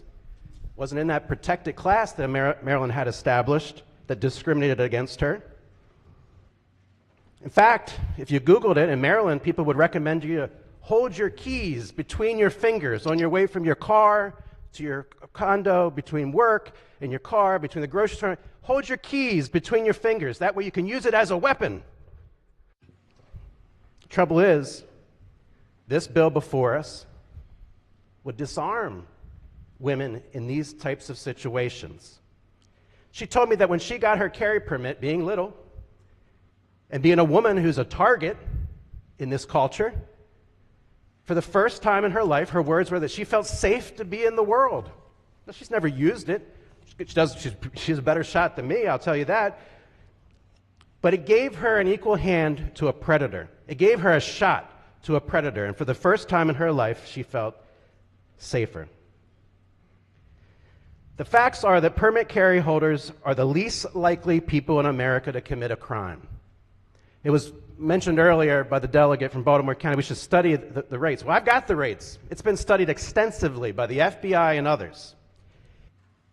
I think most of us know that there's a few bad apples among law enforcement, but the vast majority of them are fantastic human beings who put their life on the line every day to protect us. Concealed carry permit holders value that carry permit. They value the right that they have to carry their firearm for their own protection. And they are 1/12 the rate of law enforcement officers to commit a crime. They are among the safest people in your community. And we should really thank them for being willing to take on that responsibility to be there to protect others. Florida is the 26th state in America to allow Americans to carry firearms on their person for self-defense, and they don't even need to have a permit. 26 states in America do not require a permit as long as you are not a prohibited person, and you can have some safeguards like training and some other things that Maryland and other states do. The vast majority of America is safer than pro-gun control states. Bills like this make Marylanders less safe. When the Bruen case, I'm almost done, Madam Speaker. When the Bruen case, what it did was force states like California, New Jersey, New York, and Maryland to provide carry permits in the same way as Pennsylvania, the right-wing state of Delaware, Virginia, Maryland do it like they do it there. And the fear of the wild, wild west isn't carried out by lawful permit owners. It's always carried out by the bad guys. Always carried out by the bad guys. The bill before us violates our constitutional right with a very weak legal excuse. And as I mentioned, it will make us less safe. The result of the enactment of this bill will create more death at the hands of bad guys with a gun because there will be fewer good guys and gals there to stop them. Soft targets are what they like. Soft targets please the bad guys. Just look at the recent horrific shooting in Tennessee. Law enforcement reported that shooter that killed those poor children chose that school because it was a soft target. That shooter that created a massacre that spilled precious blood of innocent children and adults had cased up another school and put in writing that that school was protected, but settled on the other school because it was a soft target to carry out her massacre. Gun-free zones make people feel safer, but the data shows, and it's unequivocal, the data shows they're big, fat bullseyes for bad guys with guns. I understand the knee-jerk reaction. I understand that these things often sound good. It might make some people feel safer, but you're making America less safe by passing a bill like this that makes the good guy and gal with a firearm permit to carry not there when the bad person shows up. I urge a red vote. Thank you, Madam Speaker. Madam Speaker. You didn't get it. Gentlelady from Hartford. Frederick. That's fine. Thank you, Madam Speaker. I have an amendment at the desk. It is amendment number 743328/1. Amendment number 1. Move so much be considered the reading of the amendment. So ordered. Thank you, Madam Speaker. Colleagues, I have an amendment that will exempt victims of domestic violence who have a current protective order against the perpetrator of the domestic violence and possess a valid permit to wear, carry, or transport a handgun and have been authorized to carry a firearm in locations prohibited under this section by the court presiding over the domestic violence case. And I just want to briefly remind you what it takes to get a protective order. They are given by judges. You have to go before a judge to get one. And the things that qualify for protective orders when you go and ask for one and seek for one is an act that it cause serious bodily harm, place the petitioner in fear of imminent harm, assault in any degree, rape or sexual offense, attempted rape or sexual offense, false imprisonment, criminal stalking, and revenge porn. So I ask you today to ask yourself, why are you sitting in the seat? You are here because the people in your district put their faith in you to stand up for them, to pass laws that make their community better, safer, stronger. Why was SB 1 even written? The Supreme Court of the United States made a ruling which made Maryland's requirement of having a good and substantial reason for being issued a wear and carry gun permit unconstitutional. Our good friend from Baltimore City spoke on this very floor about the factors he could control and those which he could not. Nowhere else in this great state of Maryland is the power to control the lives of millions of people more powerful than it is right here within this ancient and storied building. And I have heard during the debates on this bill a lot of people about feeling unsafe around their fellow Marylanders with the ability to carry their firearms. My question today to all of you is, are we here to make some people feel safe at the expense of the actual safety of some of the most vulnerable among us? Who here today is about protecting survivors of domestic violence? Who here is concerned about their ability to have some sort of control over their safety and well-being? A chance to protect their life and the lives of their children. I am asking you to let them keep the ability to defend themselves in as many places as possible. All too often, their pleas for help fall through the cracks in our patriarchal system, and they are killed before they have time to call for help or the police being able to reach them in time. On June 16th, 2021, in Frederick County, a woman and her boyfriend got into an argument about money. She attempted to leave him. He strangled her to the point where she blacked out, and she thought she was going to die. She was able to escape when she regained her consciousness. She ran out of the house and locked herself in her car. Her boyfriend was ripping her car door off and pounding on the windows when the deputies arrived and saved her. State's attorney Charlie Smith said that oftentimes we've seen over the years where these result in death. Domestic violence is not acceptable, and it's going to be prosecuted aggressively, and you are going to get a lengthy prison term. The boyfriend in this case received 25 years. In February of 2022, despite a protective order currently against Danny Sitters Jr. for serial domestic violence, instructing him to stay away from his victim in her Mount Airy home and surrender his weapons, he was shot and killed as she defended herself in yet another domestic altercation. These are the stories of the survivors. And as you look around this room, you are looking at more domestic violence survivors. Some that have even been brave enough to share their stories in the hope that just one person may be helped. In Maryland, pre-pandemic numbers, 34.4% of women and 28.1% of men experienced some form of physical violence, rape, and stalking by an intimate partner. Post-pandemic levels are even higher.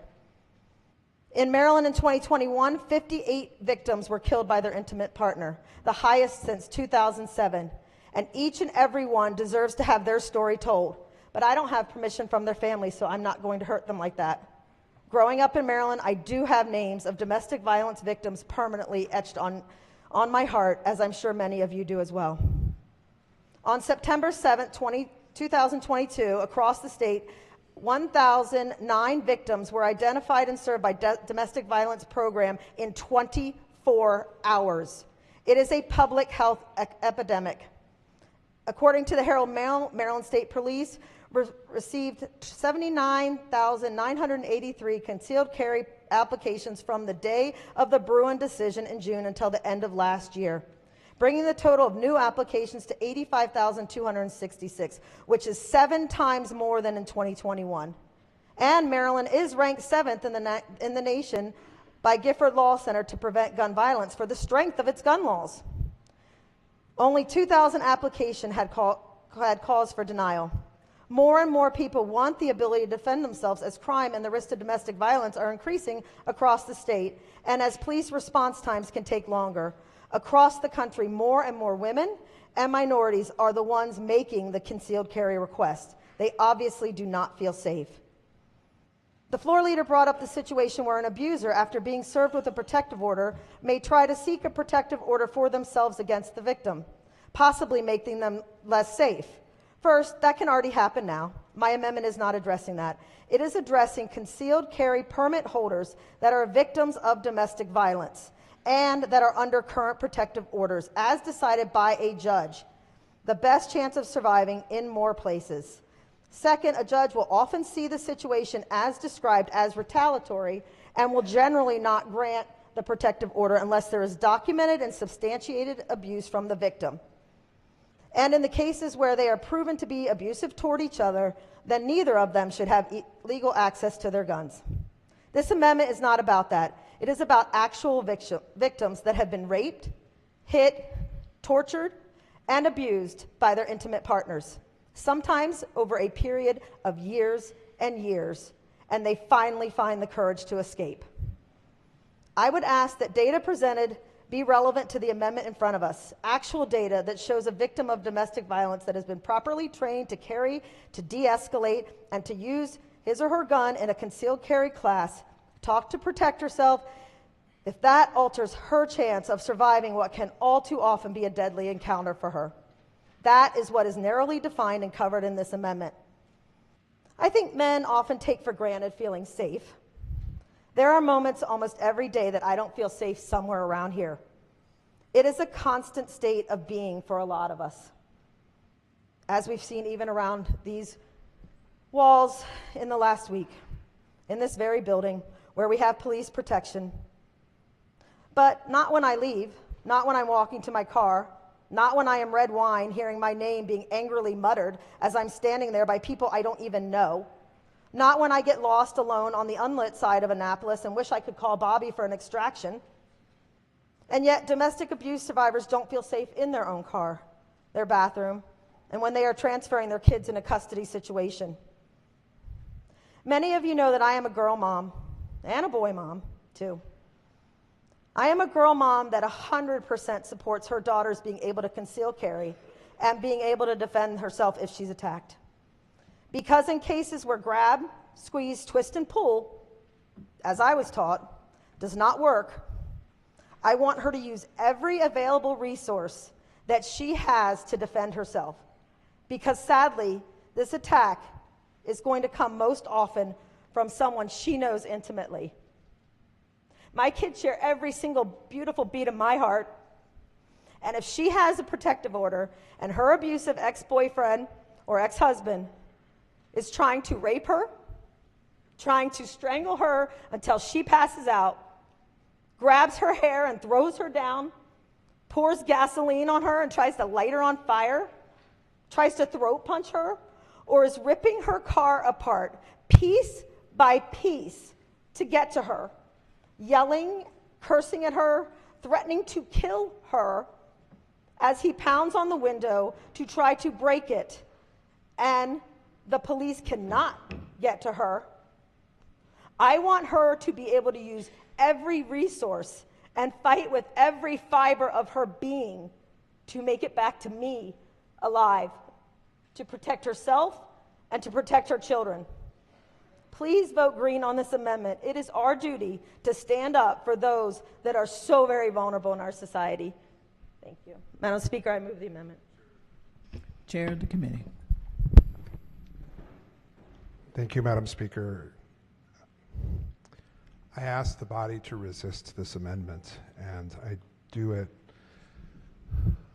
acknowledging what domestic violence victims go through every single day, because I've worked with them every single day.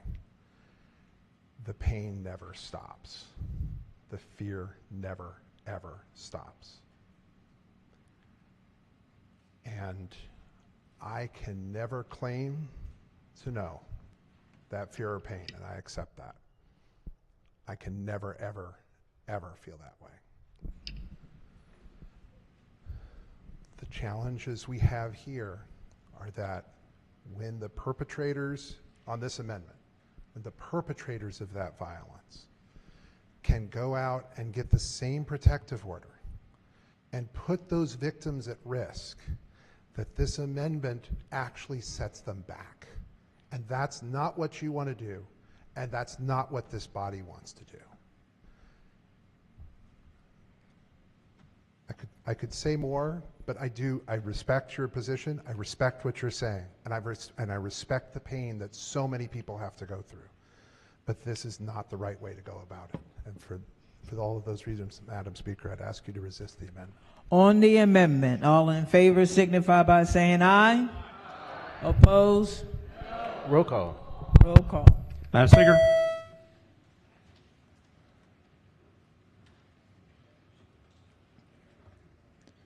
Has everyone recorded their vote? Does anyone care to change your vote?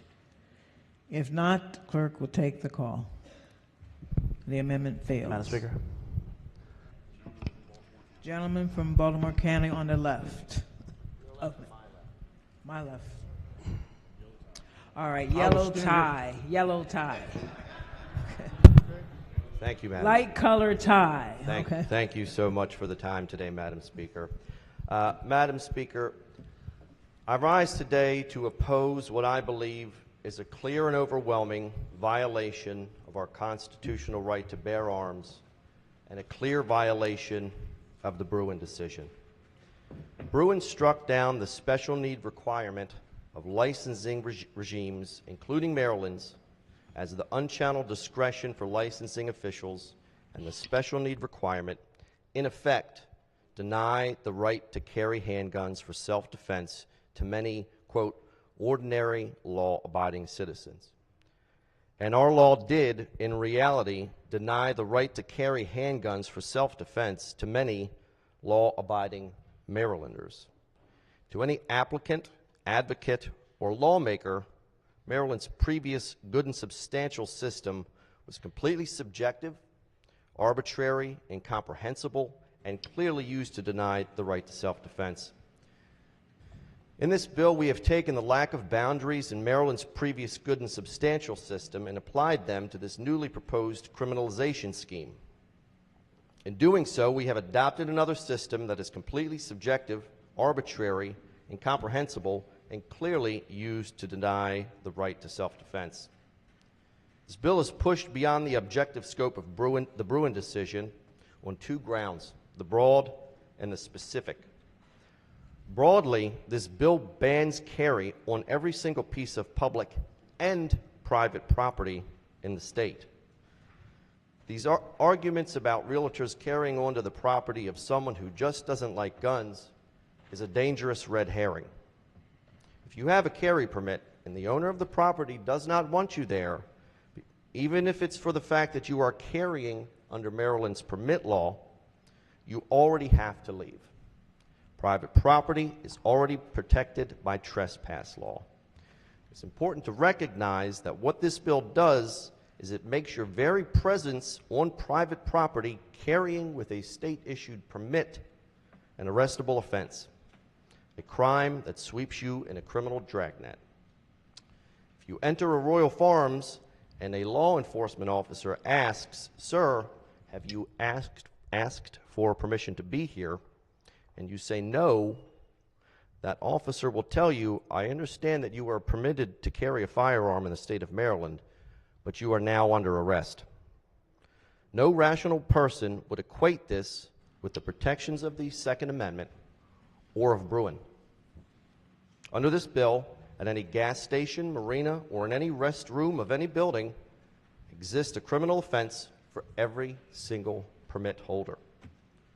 This bill is about you and the state, and broadly, it allows the state to arrest permit holders everywhere. Everywhere is not an objective standard. The bill also has specificity problems. For the record, it is illegal to carry a firearm while consuming alcohol. What this bill does is it prohibits the carry of a firearm anywhere that alcohol is sold for on-site consumption. And by being so radically inclusive, it is not at all exclusive. Pizza John's, Squire's, Jimmy's, every place that you take your family to eat that may serve someone else alcohol, at all of these places, carry is now banned under this bill. Yacht clubs, diners, event halls, banned. Every single waterfront restaurant in eastern Baltimore County, banned. The lodges, the Elks, the Oddfellows, the VFWs, the Battle Grove Democratic Club, banned. Any place that the average person would expect to go in a day under this bill will now be banned. If I can take my children to sit and eat at a McDonald's while carrying, but I can't take my kids to sit and eat at the nice, new, arguably more healthy Italian restaurant in Essex while carrying without the fear of a criminal penalty, it sounds as if this law is arbitrary and capricious. It is surely not objective. This bill does not meet Bruin's objective standard by any stretch of the imagination. And I would say that the legislative intent of this bill shows that in no way does it attempt to meet the objectivity standard in Bruin. The government must demonstrate that the regulation is consistent with this nation's historical tradition of firearm regulation, and only if a firearm regulation is consistent with this nation's historical tradition may a court conclude that the individual's conduct falls outside of the Second Amendment's unqualified command. Throughout the discussion of this bill, that assertion is what has been used to push this bill beyond any realistically practical or objective scope. I would ask that any party, litigant, or juror consider this debate.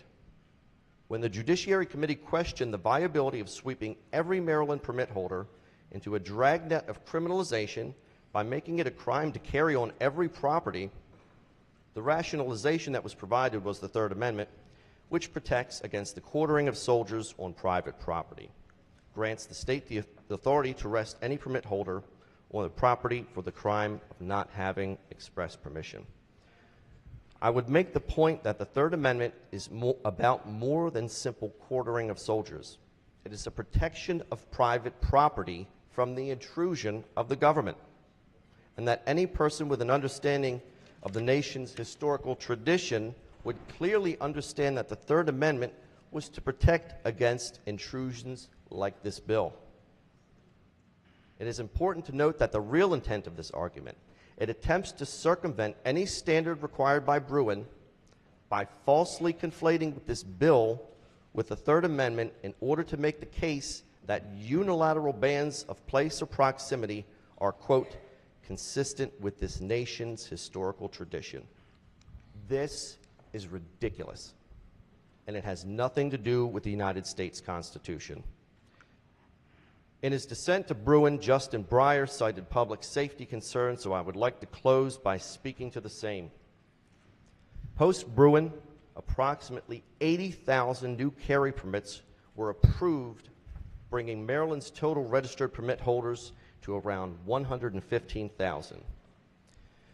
When I asked earlier in the session the Maryland State Police how many examples they could cite of permit holders who had contributed to public safety violations or who had committed a crime, they could cite no examples.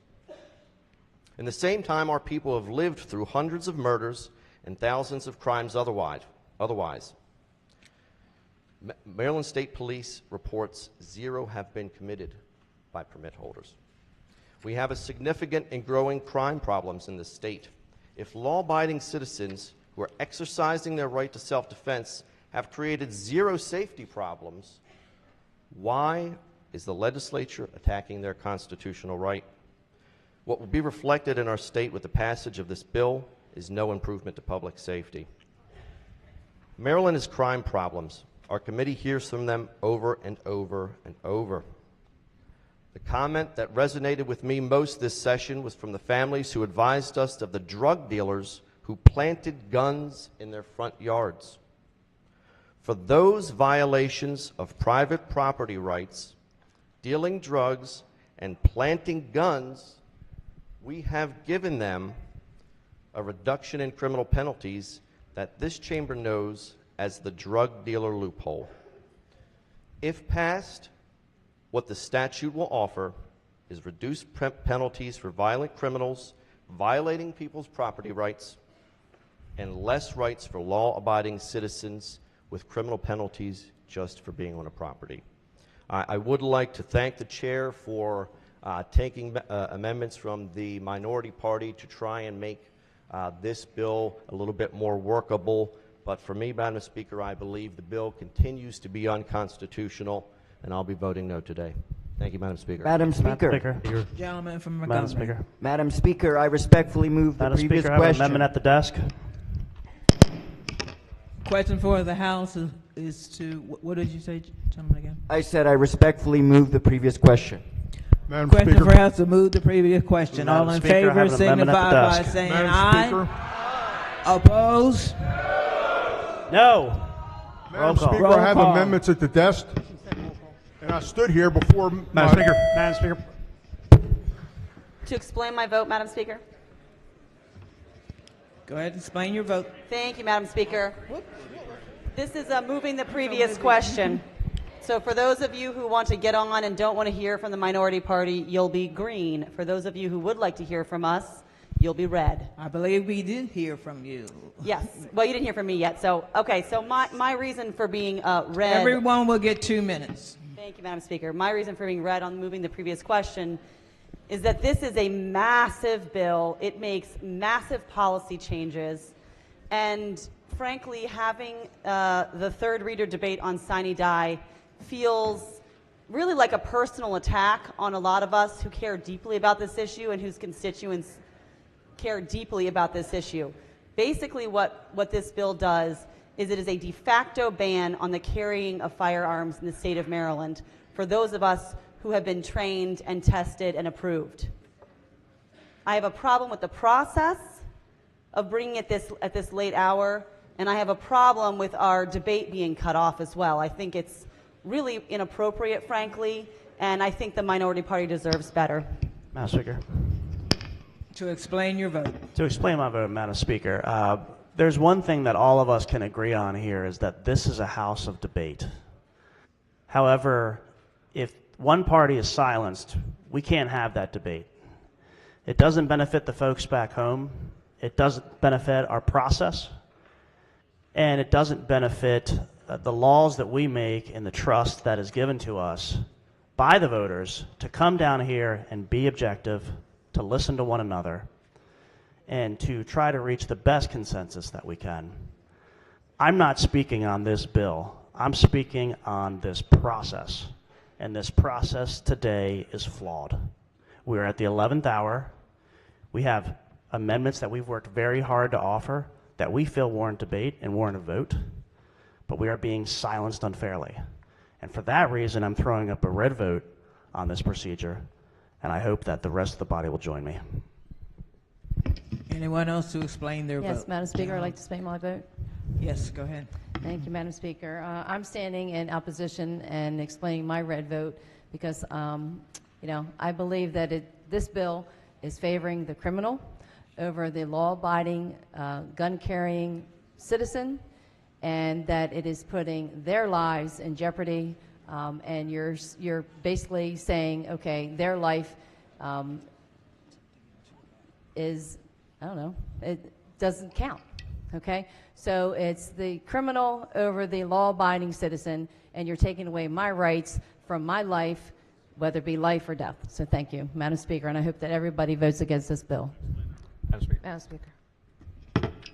Explain your vote. Thank you, Madam Speaker. And briefly, I've been in the legislature for 9 years, and I've seen plenty of debates that lead to the majority party calling for the previous question. We have not reached at any point in time this session the length of debate and the monotonous tone of debate that have yielded in years past for a call like this to be brought forward. So on this vote, what I think we're saying is that we are making respectful but strong arguments on an issue of our constitutional right to bear arms.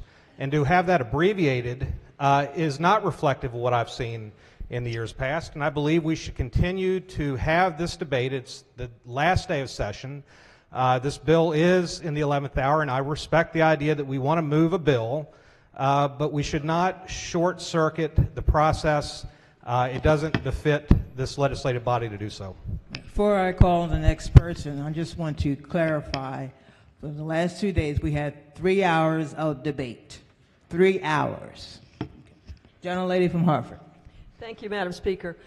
I think in many ways this may be the civil rights issue for the next decade or 2 decades. And the reason I say that is that we have less and less people filling the vacancies in the Baltimore City Police Department and the outlying counties and municipalities and their police departments, as well as in the different sheriff's departments. So we have less people there to help with public safety. The other issue is that we do not have one gun range in the city of Baltimore. We have a lot of drug dealing going on. We got a lot of illegal drug dealing. We got a lot of people being murdered and shot, children. On the previous question. On the previous question, I don't think we really mind this issue as hard and as important that we have. There's a lot of different aspects to this bill, and if you don't have the right to take care of yourself and protect yourself, that's like way on the lower level of Maslow's hierarchy of self-actualization. If you can't be safe, you don't have much of anything. And so that's why I think we need to continue the debate, Madam Speaker. Gentleman from Anne Arundel. Thank you, Madam Speaker. I wasn't sent down here to move previous questions. This is a huge issue. We are talking about the potential criminalization within pieces and this legislation of tens of thousands of Marylanders, which would lead to them losing enshrined rights. I think it's worth the debate. I'm glad to have the debate. That's why I'm here. That's why I signed up for this job. That's why there's a red vote. Thank you, Madam Speaker. Young lady. Where are you from? Carol, I'm sorry. Thank you, Madam Speaker. I have a red vote for this calling of the question because, as some of my colleagues have stated, and it can't be overstated, and I know it's a long day, but this is a huge bill. This is a huge deal to many of us, to those that believe that our Second Amendment is precious, that it's important. And I think it bears further debate and discussion on something so important. Thank you very much. Gentleman from Baltimore County to explain his vote. Thank you, Madam Speaker. I'm against what we just transpired. I was standing up actually before the gentleman sitting to my right, and I did have 3 amendments at the desk. I feel that this being done, that I can't represent my constituents. I have a lot of constituents that are very concerned about this. We have constituents that hold different licenses and work in Baltimore City, Baltimore County, throughout the state. They're very concerned about their safety. When you take a plumber, goes into Baltimore City, and he can't even protect his tools now, this is just part of the problem. We need to continue discussing this, and I'll be honest with you, that's why I'm voting red, because the previous question, like I said, I was standing up before the gentleman sitting to my right, and that's why I'm voting red. Thank you. The majority leader. Thank you, Madam Speaker. Rule 89 is the motion to vote upon the previous question. It is a rule in our rule books. So please do not disparage folks for making use of our rules. Many of you make use of our rules all the time to make your points. Others are allowed to use the rules for their purposes. I'm voting for the previous question. We've got a long, robust debate on this, but I believe in the underlying bill. And if debate goes on much longer, we will not have time to get this bill over to the Senate, where we do have some differences, to work them out so that we can pass a bill. And many of us were sent here, not all of us, but many of us were sent here to address this issue. Closing debate now is what's going to allow us to address this issue, and that's why I'm voting the way I am. Thank you, Madam Speaker. Clerk will take the call. There are 92 votes in the affirmative. The previous question was successful. Senate Bill 1 is on third reading and final passage. Madam Speaker, on the bill. Clerk, I mean, we can talk on the bill, right? Clerk would, no, take the call. Madam Speaker. Madam Speaker. Sorry. Explain your vote. Yes, thank you, Madam Speaker. I'm going to explain my vote here, red vote. Had an amendment at the desk that I wanted to offer, but wasn't able to. I think it really would have changed the course of this bill. It would have opted in other folks to be allowed to carry in certain situations, and they included a firefighter, a fire marshal, an emergency medical service provider, and a paramedic. These folks are often put in harm's way. They're considered first responders. They qualify for LEOPS. They do all the things that a police officer and some of the other cohorts that were opted in this bill do on a daily basis. They need the right to defend themselves. It was once said that God created man and Sam Colt made him equal. The ability to concealed carry levels the playing field, as we've heard many times today. And I also wanted to get more clarity on this bill. I'm going to try to do some research and talk to the committee members after this, but I still don't know the difference if you're a concealed carry permit holder or not and commit the same crime. That hasn't been spelled out to me. But here we are having to vote without enough information to make an informed decision for the folks back home. That's why we need debate. It got cut off. I get that. I understand we got to get the train running on time. But frankly, it wasn't given enough, and that's why I'm putting a red vote up and hope you'll join me. Thank you, Madam Speaker. Gentlelady from Baltimore County, explain her vote. Thank you, Madam Speaker. I would like to point out that Rule 94 on page 62 of your rule book says the vote of a member on a bill or other question may be explained by that member rising for that purpose for not more than 2 minutes. A member is permitted only one explanation for a question and may not yield or transfer that time. That means every one of us that wants to explain our vote may get up and do so. So if you'd like to do that and not get cut off, I think you should stand. On my red vote, I had an amendment at the desk as well that would exclude private schools. And I'm sure that will be enjoined in the lawsuit against this. It is a violation of private property rights to say a private school may not allow someone with a wear and carry permit there to protect the life and liberty of the students and teachers at that school, especially after what we saw happen in Nashville with 6 people murdered. I would like my grandchildren to go to a school where someone is wear and carrying in that school and is protecting them.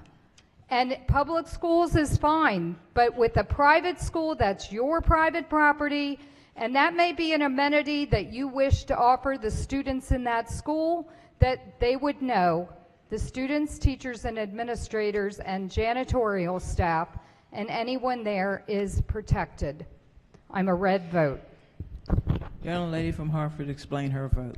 Thank you, Madam Speaker. There's been some talk about impugning motives. I think people on the floor seem to be very confused about what that is. So I'm just going to really quickly read the definition of impugn. It's to dispute the truth, validity, or honesty of a statement or motive, or to call it into question. And hopefully I don't have to read this definition for motives, but it's the reason for doing something. I just want to make it clear that no one in the minority party impugned the motives based on the Webster's definition of the gentleman from Montgomery County who moved the previous question. However, we are concerned with the damage of ignoring our voices on this incredibly important topic to us. So while we know that his motive was to simply move the previous question, we don't like the outcome. We think it's unfair. And so, you know, the next time we're going to talk about impugning motives, perhaps we actually use the proper definitions of it and don't just throw it around, because as you guys know, when you throw things Are around... you explaining your vote? Yes, I am. That's what your purpose of getting up for. Yep, that's what I'm doing. When you throw things around willy-nilly, they lose their meaning, and that's why I'll be red on this bill. Gentleman from Eastern Shore. Thank you, Madam Speaker, for the opportunity to explain my vote.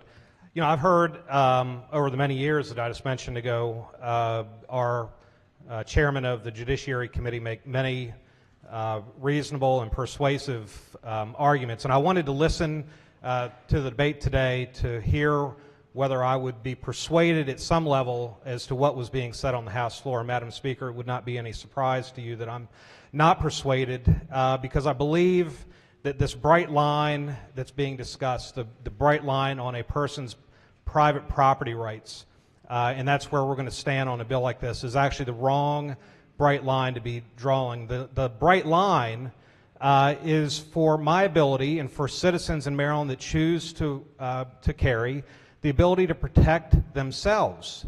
That is the fundamental reason why the Second Amendment exists, and it shall not be infringed.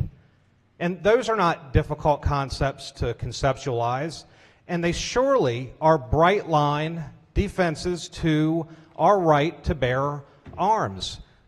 One last comment, Madam Speaker, and I think it's a fair criticism of the legislature that this year, while we pass a bill that I think will create transactional business in the courts, the kind of transactional business that will not lead to greater safety for the citizens, the legislature this year did not take action on a handful of bills, and I hope I'm not taking away the talking points from the minority leader, but House Bill 750 for the Gun Theft Felony Act of 2023, HB 753, Juvenile Gun Offenses Accountability Act of 2023, and the caucus bill HB 736, No Bail for Violent Criminals Act of 2023.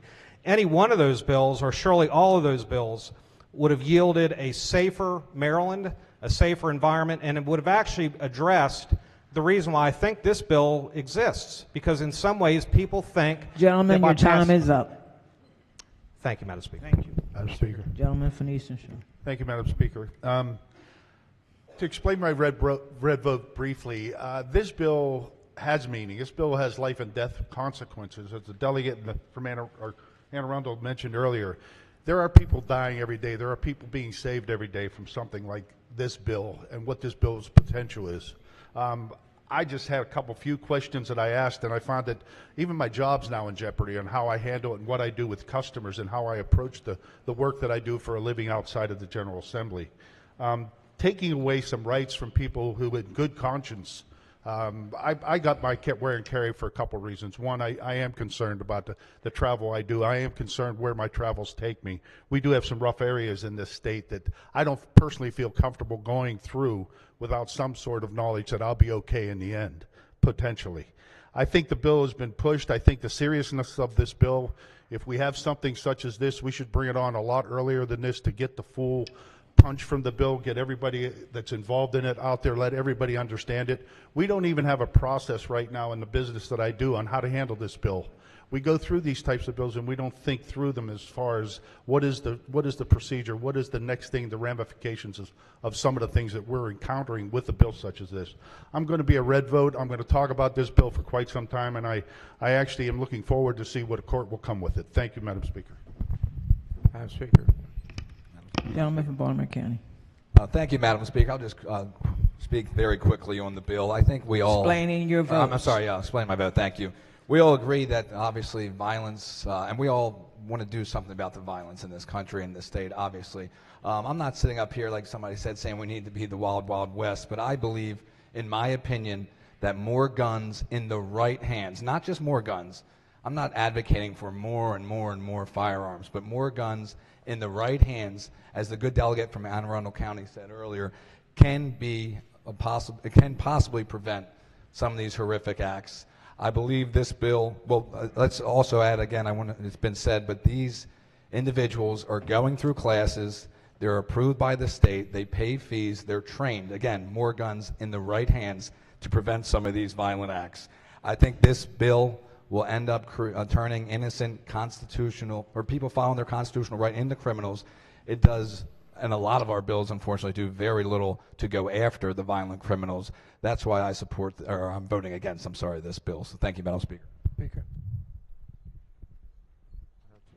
Gentleman from Anne Arundel. Thank you, Madam Speaker. To explain my vote, you know, earlier in the session I talked about the path of least resistance, and this is another prime example of it. We want to go after the law-abiding citizens and infringe upon their rights. We never want to be serious about the criminal. What we've done by voting this bill through is put another target on the soft target, the people that are willing to follow the laws. And we just negated their ability to defend themselves. That is guaranteed to them in the Second Amendment. And once again, the historical data stands with me that these type of laws never deter or decrease the crime. In fact, they push the accelerator. I know they're good intention, but this is not the way to go. This endangers all of our citizens. And for those reasons, I voted against this bill. Thank you, Madam Speaker. Gentleman from St. Mary's to explain his vote. Thank you, Madam Speaker. I'm voting red on this because just about every liberal gun policy, any idea any liberal has ever had in the state of Maryland has already been tried. You know, we were watching some news conference and we're like, well, we need universal background checks. Well, we have them in Maryland. We need to ban the gun show loophole. Yep, we did that. We banned assault weapons, limit high-capacity magazines. We limited concealed carry now. We've banned bump stocks, ghost guns, and long gun transfers in the last couple of years. Yet, crime is skyrocketing. Now, we always beat up on Baltimore City, but honestly, I kind of feel bad for Baltimore City. You know, I mean, there's other areas around D.C., Montgomery County.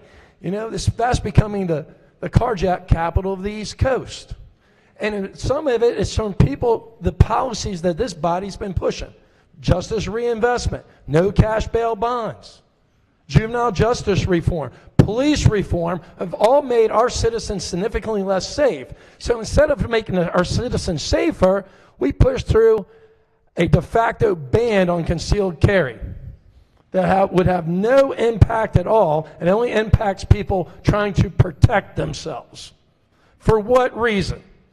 Well, because the body's like, oh, well, because they only accept one answer, and that is the confiscation and destruction of the Second Amendment.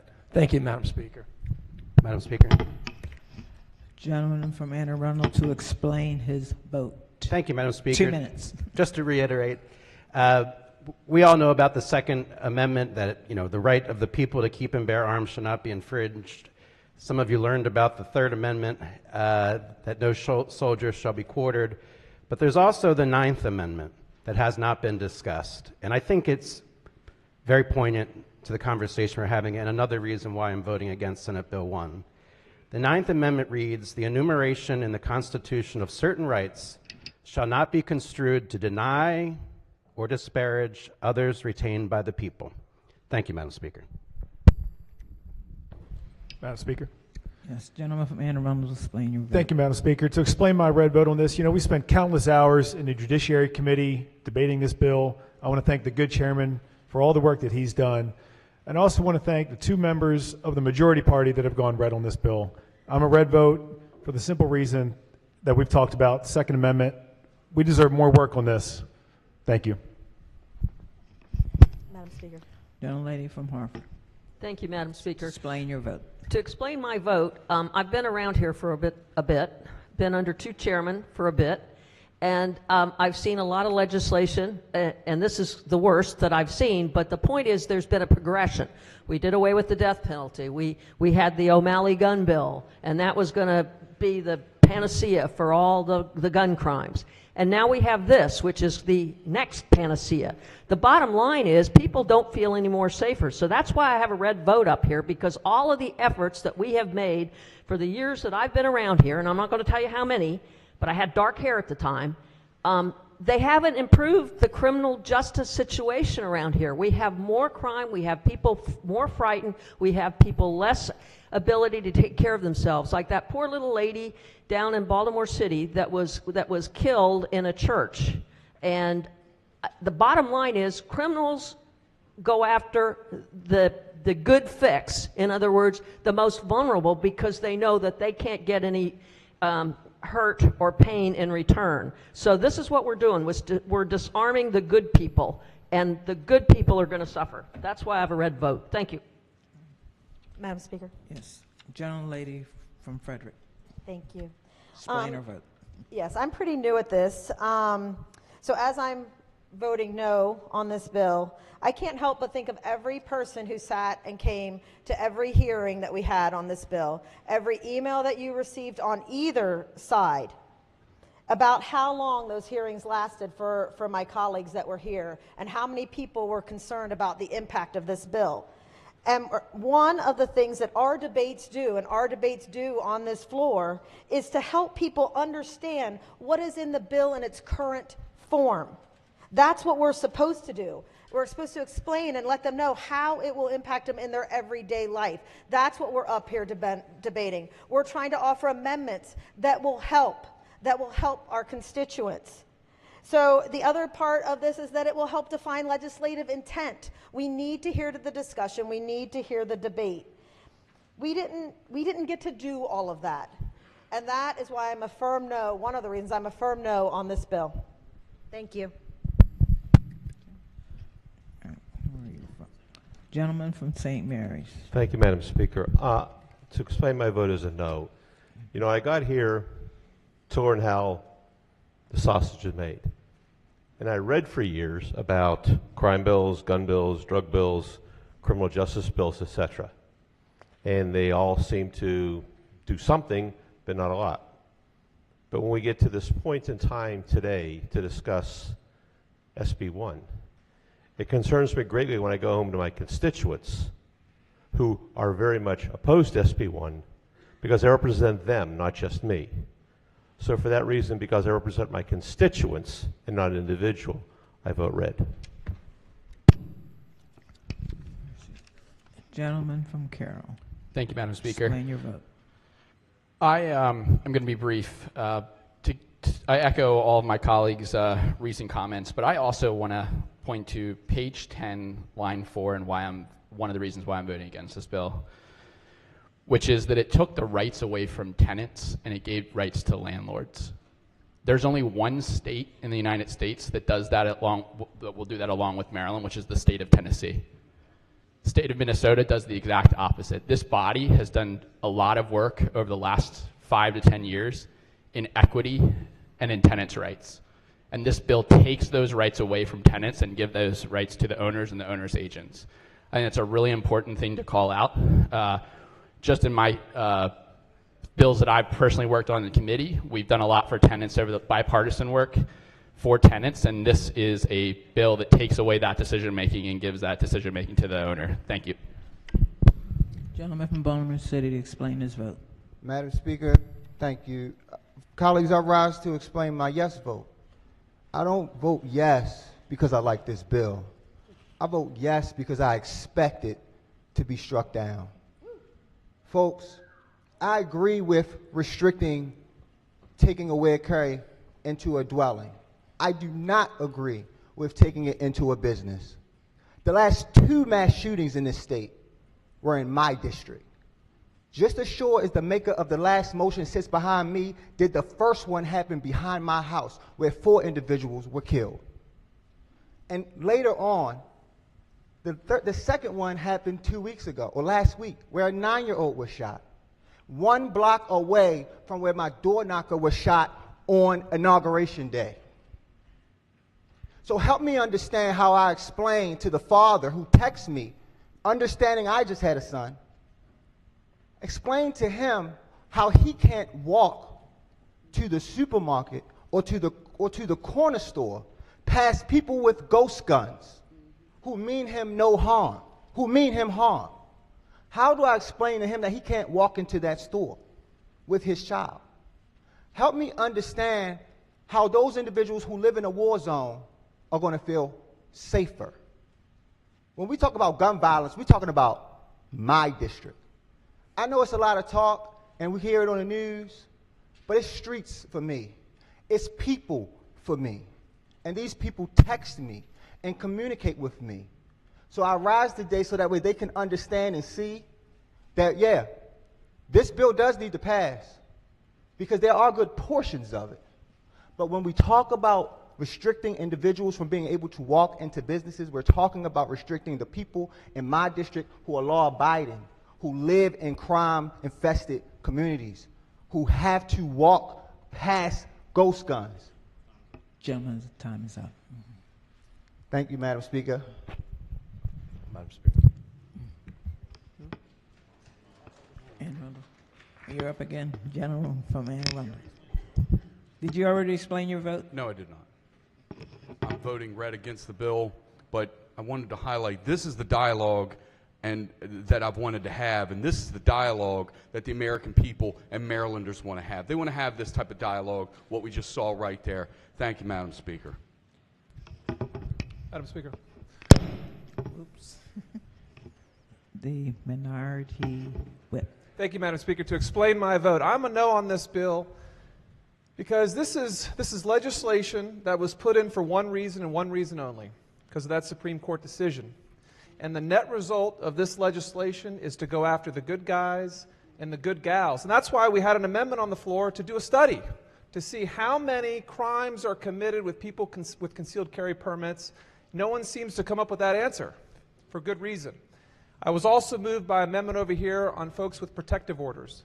Why on earth would we limit the ability of our most vulnerable populations in this state to defend themselves? Why would we do that? Their life is at risk, and they deserve to be able to defend it. For those reasons, I'm voting red. Thank you, Madam Speaker. Madam Speaker. Madam Speaker. The minority leader. Thank you, Madam Speaker. There's not really a lot more to be said. We've said an awful lot. I just want to say a couple of quick things. First of all, I don't enjoy the process here. There are people who don't enjoy the process, and I think it's been taken to an extreme. We haven't taken it to extreme. Today, calling the question is not taking it to the extreme that we've seen in other state legislatures. The majority of state legislative chambers in this country are controlled by Republicans. So we have to be cognizant of the fact that things that happen here happen on the obverse scale in other places. But what I hope that we do is afford the due process to offer amendments to everyone when they're well-intended and offered in good faith and in a timely fashion. But no one outside of this chamber really cares about that. That's not what people at home care about on this bill. I'm an attorney. As you all know, I do strongly believe, and I think the gentleman from Baltimore City probably just said a complete truism. It's highly likely that this bill is struck down either in its entirety or in large part because it's overreaching, where the courts are saying legislatures can go on restrictions on the Second Amendment because courts are interpreting the Second Amendment to be a valid and expansive constitutional right. Whether you don't like that or not, there's a methodology to amend the Constitution. No one is seriously attempting to amend the Constitution or think that it's possible to do so with respect to the Bill of Rights issues. And so I think that this bill ultimately will be much sound and fury signifying nothing when it comes down to its final implementation. But most importantly for me, Madam Speaker, I have a 6-year-old little boy. I have now 2 grandchildren, remarkably enough, and I would take a bullet for them, as all of you would, in a heartbeat. I'd take a bullet for them in a heartbeat. And I am terrified by school shootings. I'm terrified by mass violence. I'm terrified by bullying. I'm terrified by the things that drive people to lose their connection to reality and to sanity and to decency and take the lives of innocent people. And if I thought that this bill would save my little boy or your little boy or anybody's little boy or little girl, I'd vote for the damn bill. Political consequences be damned. I'd vote for the bill because I'm terrified by what we are seeing happening in this country. But it Gentlemen, won't. your time's up. It won't, Madam Speaker. It won't, and we know that. Thank you, Madam Speaker. Majority Leader. Thank you, Madam Speaker. To explain my vote, I'm voting for this bill, and let me tell you why. The goal that we have in passing this bill is not to chip away at Second Amendment rights, as hard as it may be for some minority party members to believe. It's to reduce gun violence of all kinds, gang violence, mass shootings, self-inflicted gunshots. We want to put protections in place to, in some cases, take down the temperature in certain places, so there's less chances of gun violence taking place. And as great as our Judiciary Chairman is, he didn't come up with all these ideas himself. We borrowed these from a lot of other states. This private property question that's gotten so much law school action on the floor today is taken from California, Hawaii, New York, and New Jersey. No firearms in hospitals, that's taken from Texas. No firearms in bingo halls, that comes from the great state of Indiana. No firearms in places serving alcohol like bars, that comes from North Dakota and South Dakota. So we are borrowing from other states. I have no doubt that these questions will end up in the Supreme Court, but I'm also not confident in the outcome. The other day, in talking about HB1, the minority leader talked about how we are not Supreme Court justices. That's not our job. Our job is to come up with the best policy we think we can for our citizens, and that's what we are doing here, and that's why I've voted favorable. Thank you, Madam Speaker. Thank you. Gentleman from Baltimore County. Thank you, again. Madam Speaker. I actually agree, explaining Oh, my you're vote. explaining your Explaining vote my vote. again? This is my first time, First but time? thank you. Okay. I actually agree with the majority leader that we should pursue with policy the culprits of violence, and I vote red today because I feel that this bill actually gives the state's most violent criminals preferential treatment over law-abiding citizens and victims. I'll talk about it again, and it stuck with me, and it will probably always stick with me. The stories from people who told us that drug dealers were planting guns in their front yards, and the drug dealers told the families, if you talk to law enforcement, we'll kill you. What are we going to tell those people when we go back to committee? They're going to ask us what we've done, what we've passed, what's changed in policy, how we're going to help these people's lives. Why has this body given a reduction in, if you commit a crime with a gun, there are certain penalties, except for drug dealers. If you're a drug dealer, the penalties are reduced. So for the drug dealers planting guns in your front yard, what do we tell these people? We're going to tell them that it is now a crime for a person who has a permit to carry a firearm. It is a crime for those people. But we have not addressed the reduced sentences for the drug dealers that are planting guns in the yards of the homes of your family. I've never seen the amount of crime that I've seen in my district, Madam Speaker. This year, a drug dealer pursued another into a courthouse on Kelso Drive. They cased the car, waited for the person to come out, and on Martin Boulevard, they pulled out a fully automatic machine gun and gunned down that car. These are the people I believe we should be pursuing as a body. Those drug dealers are still at large, and we've Gentleman's time is up. Thank you, Madam Speaker. Madam Speaker. Gentleman from Carroll. Thank you, Madam Speaker. I'd like to explain my vote. Every single time there is a mass shooting, everybody in this room probably gets some kind of email, a call. They get stopped in the grocery store, especially if you've been around here for longer than some of us have, which is about 90 days. You get stopped and you get asked, what are you going to do about it? And this was obviously just as recent as this morning with what we're hearing coming out of down south, or what we saw with another school shooting last week. Every one of us gets a call or an email or gets stopped about this. And everybody says, everybody wants to help in some way. And obviously for some folks here, they think that this bill is going to help. And this bill is not going to help, not in one way. And I really wish we had passed that one amendment to do this study, because I would love to know 1 year, 6 months, 2 years, whatever, down the road, if this bill did one thing to stop one person from getting killed, because it's not. And there was one thing that's stuck with me. In the very beginning of this session, we had the state police come in and do a presentation. They showed us a little slideshow about who was applying for wear and carry permits around the state. And I can tell you right now, it wasn't Carroll County, it wasn't Garrett County, the two counties with the highest number of R's. It was, top county was Baltimore County, followed by Prince George's County, followed by Anne Arundel County, followed by Baltimore City. It was constituents, the constituents who are reaching out and needing to feel safe and getting these permits, they belong and they're the constituents for the folks who represent the largest jurisdictions and counties in this body. So those are the people who want to feel safe and currently don't feel safe. And once this bill passes, they will continue to not feel safe. Thank you, Madam Speaker. Young lady from Anne Arundel. Thank you, Madam Speaker. Explain To her vote. explain my vote, I'm voting red on this bill. I came here to Annapolis to fight violent crime, to fight to protect the most vulnerable among us, especially the women and children that I represent. And after hearing from many women that I know personally who've experienced extreme violence, domestic violence survivors in our hearings, and seeing a school full of small innocent children gunned down by a criminal, I can't in good conscience vote for this bill. And so I cast my red vote for all of the women who will be disarmed because of this bill, who will be less safe, and who will be unable to protect their children.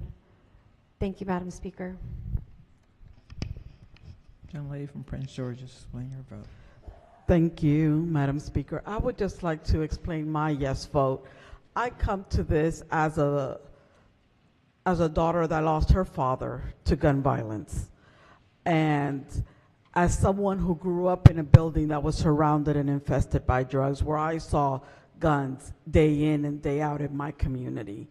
And so I really want to be able to say, in looking at these issues, we know that there are solutions because we've seen the solutions.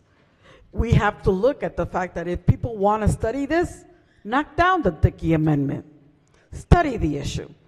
We've seen, if we want to be able to address the mass murders, look at what Australia did. They had 13 gun massacres that occurred in Australia in 18 years, killing over 100 people, and 14 years after, there have been 0. There is a solution if we have the courage to attack it. We have to go to at all levels. And that's why I say we have to vote yes. Thank you.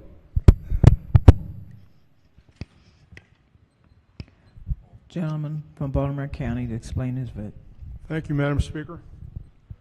I've been in this chamber for 9 years, and there's nothing that I've felt more compassion to speak about and why I'm voting red today. People in my district has contacted me. I have plumbers, electricians, people that work in the trades, that work in Baltimore City, Baltimore County, throughout this state. They're scared because they have tools on their trucks, in their cars, or whatever. We're talking about a lot of money, and they're targeted. They are targeted because of the tools and stuff that they have on their vehicles. They feel they're scared. Finally, they felt that with the concealed wear permit, they would have some alternative if their life was threatened. And each one that I spoke to said to me, I'll give them all the tools. I just don't want to lose my life. Unfortunately, today, they just don't rob you. They put a gun in your face and they pull a trigger. It happens all the time. This is going to hurt a lot of people, not just the people that have a concealed wear permit, but the people that have trouble getting people to come in and do work on their house in Baltimore City, Baltimore County, where the crime is out of proportion. And I couldn't blame them. If I had to go into an area like the gentleman was talking like from Baltimore City, I would be concerned too. And I would love to have the discussion about how we could take and curb crime and have this compassion and this debate. Why don't we talk about what's really going on in the city and the counties and the people that are breaking the laws? Let's really talk about that and how we can fix that. We're taking law-abiding citizens' rights away. That's been trained, that do not want to pull their weapons. They went to school, they're trained, they know how to fire a weapon, they know fire safety, they know how to keep a weapon safe. Your time is up. Thank you, Madam Chair. Madam Speaker. Madam Speaker. Gentleman from Eastern Shore. Thank you, Madam Explain Speaker. his vote. To explain my red vote. When I came to Annapolis, people would say that I'd be shaking my head a lot. Truthfully, over the last 89 days, I haven't shaken my head that much, but today is the first day I'm really shaking my head. I'm not shaking it because of the votes that I see up here on the board today. I'm shaking it because SB 1 was one of 3 of the top bills that I know we'd be debating on in this session. And to see that on Friday, we stopped debate so that some of us could go to a baseball game, that's what my voters brought me here for. We didn't debate this on Saturday. And then to see the call to question on this very important bill when there were still some very good amendments that we wanted to present. Most importantly, we did present one that would protect many women who have a protective order, and that didn't go forward as well. It's a bad bill. I wish we were here fighting for better ways to reduce crime, go against repeat and violent offenders, and I certainly hope that when we return next year, that's what we're focusing on. I'm a red. Madam Speaker. Gentleman from Washington County. Thank you. I'm casting a red vote on this bill because I don't think anyone intent on causing harm to anyone is going to be stopped for 1 minute by the requirements of this bill. They're going to continue to break this law as they do existing laws on the books. This bill instead is going to criminalize the law-abiding citizen who can't figure it out, can't understand it, doesn't know what its requirements are. And you need to look no farther than the reprint on this bill, 20 pages, and probably 80% of it is marked up, struck out, has additions to it. So if this body, if this Judiciary Committee had this much difficulty in figuring out this bill, what do you think the average citizen is going to do? Madam Speaker. Gentlelady from Prince George's. Thank you, Madam Speaker. I am proudly voting green on this bill. And in my opinion, it's the minority party that has the knee-jerk reaction to opposing gun safety. Since 2020, for children and young adults in the United States, ages 1 to 19, injuries by firearms are now the leading cause of death. By suicide, by homicide. Explaining your vote. I am explaining my vote. Guns are now the leading cause of death of children in the U.S. When there are 352 million guns in circulation in this country, if guns were the solution, we'd be the safest country in the world. We are not. I proudly vote green. Clerk will take the call.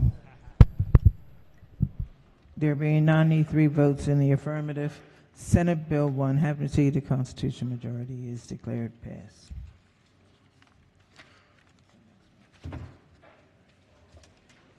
Madam Speaker, vote change. Gentlelady from Hartford. It's not that bill. Don't get excited, y'all. HB 770, my finger wasn't working. I'd like to be in the red.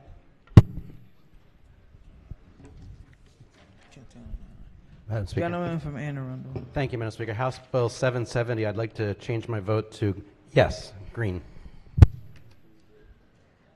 Gentlelady from Baltimore County. Thank you, Madam Speaker. House Bill 770 to no. That would be red. Red, yes. Madam Speaker. Yes. HB 770 to red. Any other vote changes? Same thing, Madam Speaker. Yes, go ahead. 770 to green. Thank you. Gentleman from Cal. 770 to red. Gentlelady from Anne Arundel. Thank you, Madam Speaker. 770 to green, please. All right, any other vote changes? Okay. Yay and nay, consent calendar 9, House bills passed in the Senate. Clerk will read the first bill. House Bill 175. Recognizing Majority Leader. Thank you, Madam Speaker. Perhaps less controversial, someone should be considering HB 175 to be considering all the bills in the calendar. So ordered. Message from the Senate, consent calendar number 39. Senate bills introduced in the House. The clerk will read the first bill and committee assignment. Senate Bill 171, Senator Feldman, House Rules. Recognizing the Majority Leader. Thank you, Madam Speaker. So much to be considered the reading of SB 171 to be considered the reading of all the bills in the calendar. Hearing no objections, the bills are read the first time and referred to the appropriate committees. Quorum call. Madam Speaker.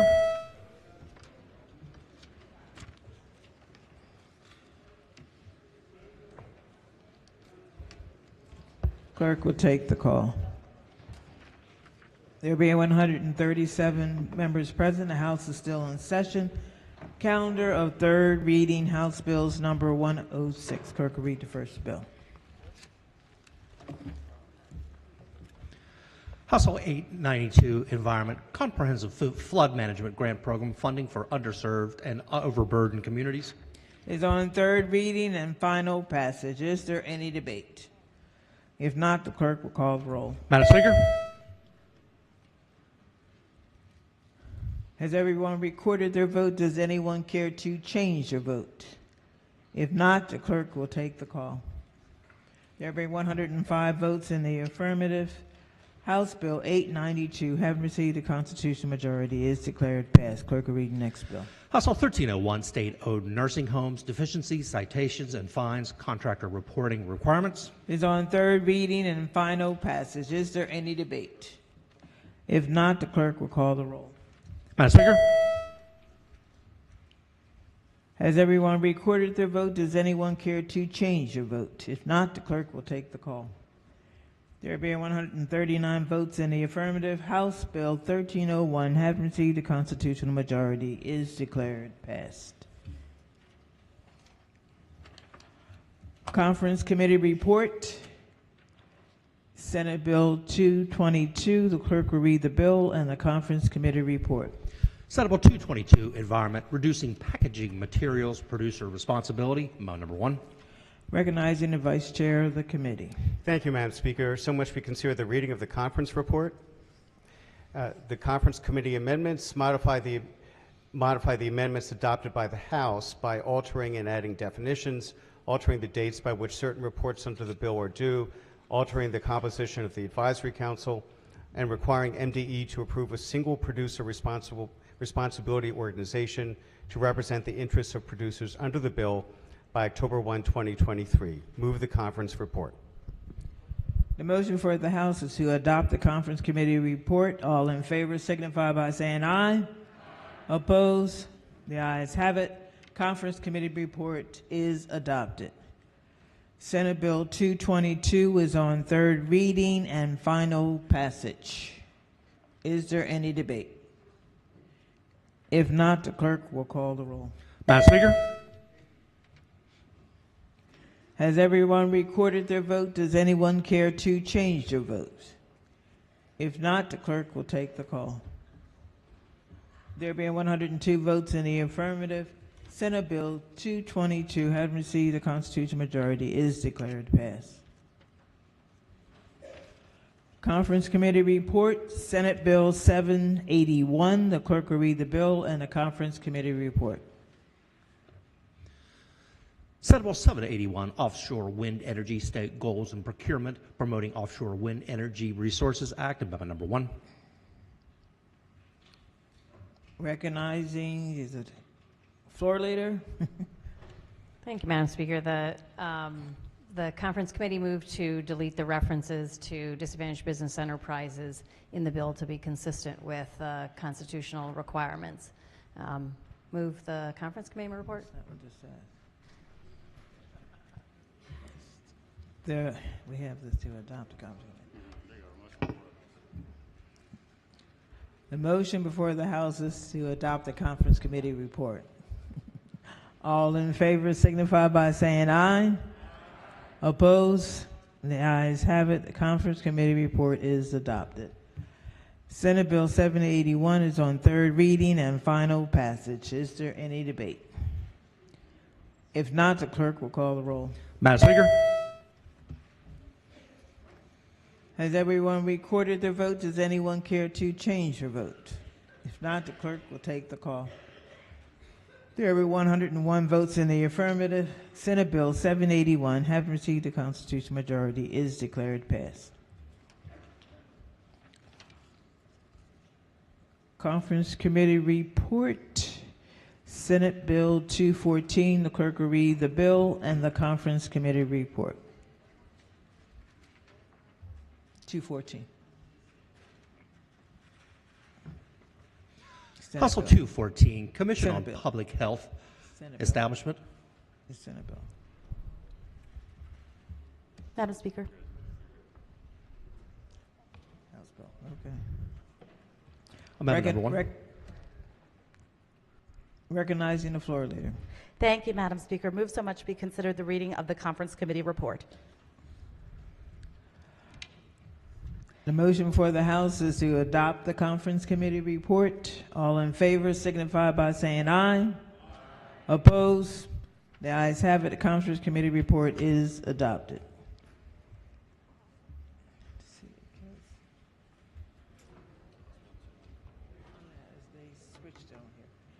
House Bill 214 is on third reading and final passage. Is there any debate? If not, the clerk will call the roll. Madam Speaker.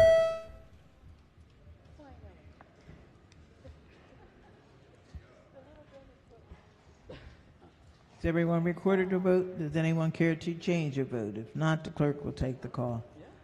There being 136 votes in the affirmative, House Bill 214, having received a constitutional majority, is declared passed.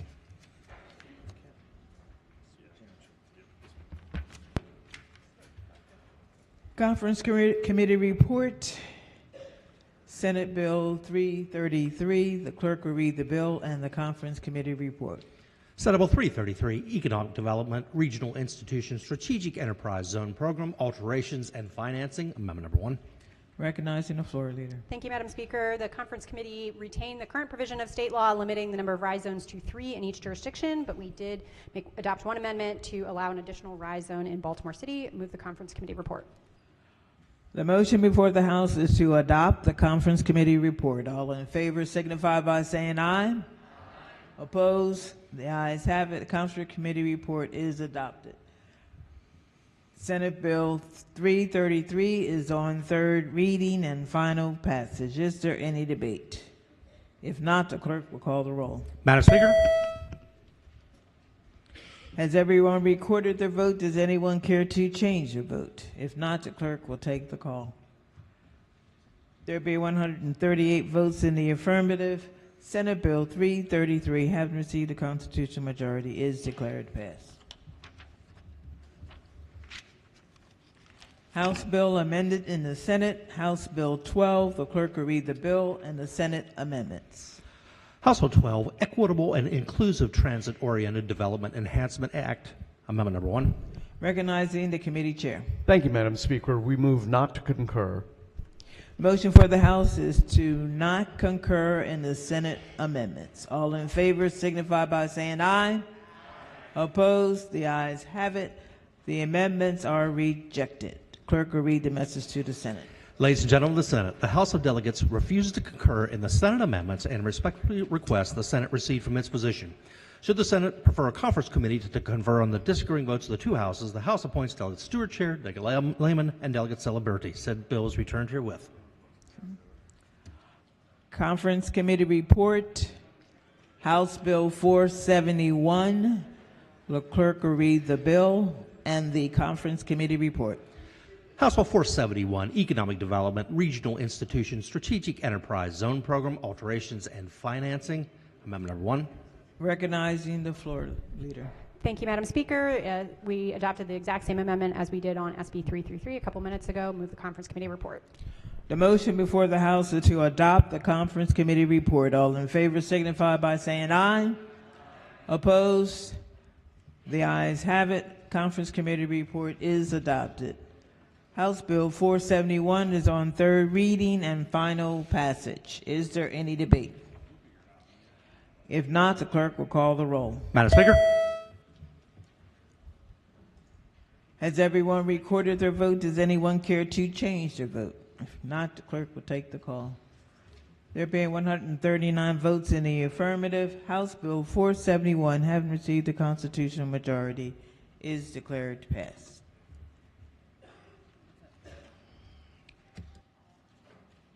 That ends the work at the desk for right now. Committee announcements, appropriations. We'll meet and vote 15 minutes before whenever the next session is, Madam Speaker. Judiciary. Thank you, Madam Speaker. Ladies and gentlemen of the House, Judiciary Committee will meet 30 minutes prior to the beginning of the next session. Environment and Transportation. Thank you, Madam Speaker. Likewise, the Environment and Transportation Committee will meet 30 minutes prior to the next session. Ways and Means. Thank you, Madam Speaker. The Ways and Means Committee will meet immediately following this session.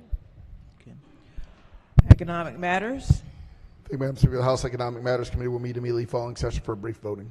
Thank you. Health and Government Operations. Thank you, Madam Speaker. The Health and Government Operations Committee will meet 30 minutes before the next session. Thank you. Next session is at 5. Subcommittee announcements. Excuse me. Yes. Madam Speaker. Yes. Rules. Yeah, I'm sorry. Rules is going to have a very quick meeting immediately following this session in the old chamber. We're going to take care of a few Senate bills. The old House chamber. Okay. Any subcommittee announcements? Okay. Any caucus announcement?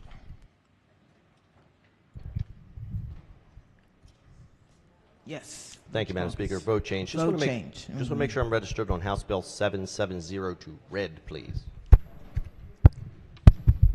Any other vote changes? Young lady from Hartford. Thank you, Madam Speaker. Vote change from House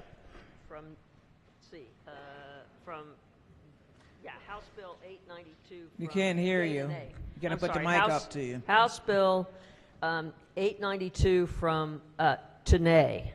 Thank you. Okay, any other vote change? Madam Speaker. Yes. House Bill 214, yea to nay. Thank you. Okay. All right. Since there's no caucus announcements, I'm recognizing the delegate from Prince George's County. Oh, okay. Thank you, Madam Speaker. Well, it wasn't you. I have. Well, go ahead, because I had someone else from the person Well, behind my apologies. It's just a reminder, colleagues, that you guys can leave your laptops and stuff at your desk here. Obviously, we're going to be doing a lot of movement today, but you can leave it here, and everything will be protected. Thank you, Madam Speaker. Okay. The recognizing a delegate from Prince George's County. Thank you, Madam Speaker. Let me preface by asking for permission to use the delegates' names now. Permission granted. Thank you, Madam Speaker. Body, I rise this afternoon to offer a tribute to a longtime member of our General Assembly staff. Many of you have known, or if you haven't, it's too bad you haven't met her. And her name is Crystal Medley Green.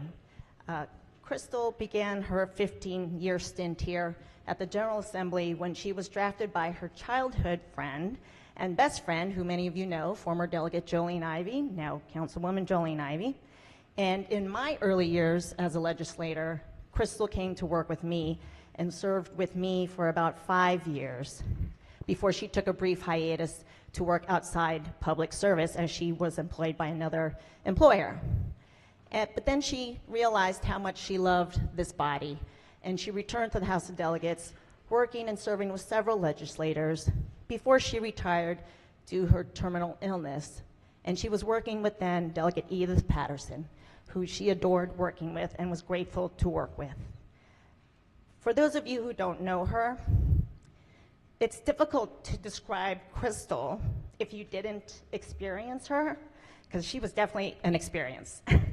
She always had a posse of people in the office, from lobbyists to interns to staffers, legislators, the facility employees, and sometimes family members.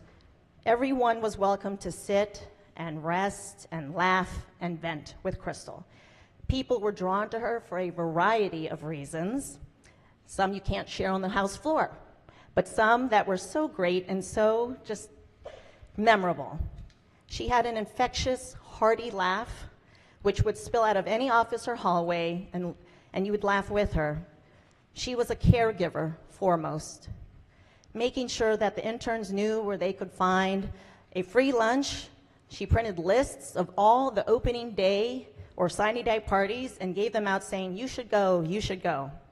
She never missed Chicken Day, and for those of you who knew her, she loved Beverage Day, stocking up her recycled bags with sodas and beverages for everyone.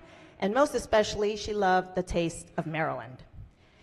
She was a source of first aid, from Tylenol to everything, as well as needles and thread, international flavored coffee creams, of which I attest that I always went to her for flavored coffee creams.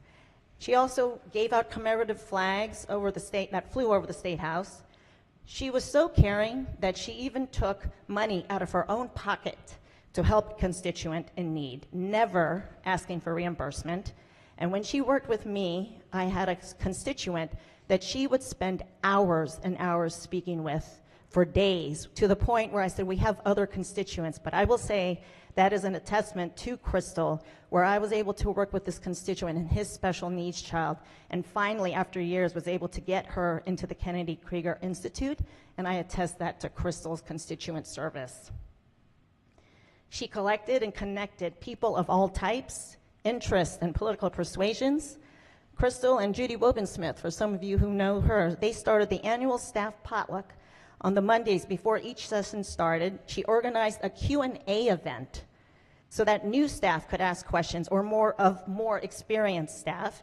She knew the ins and outs of the General Assembly like no other, and she knew by heart the criteria for a House resolution, where to apply for bill signing pens and the like, and literally walked many new staffers through the bond bill hearing process, so they knew which box to place their delegates' applications and testimony info. For those of you who knew Crystal, she was well known for her liberal politics, and Crystal had what most folks here thought was an unusual friendship with her. She considered a friendship and rivalry with former delegate Warren Miller, who was also a great friend of mine, and everyone thought was an unusual relationship, who, in case you didn't know Warren Miller, he was not known for his liberal politics. So Warren and Crystal were famous for their practical jokes, constant joking actually.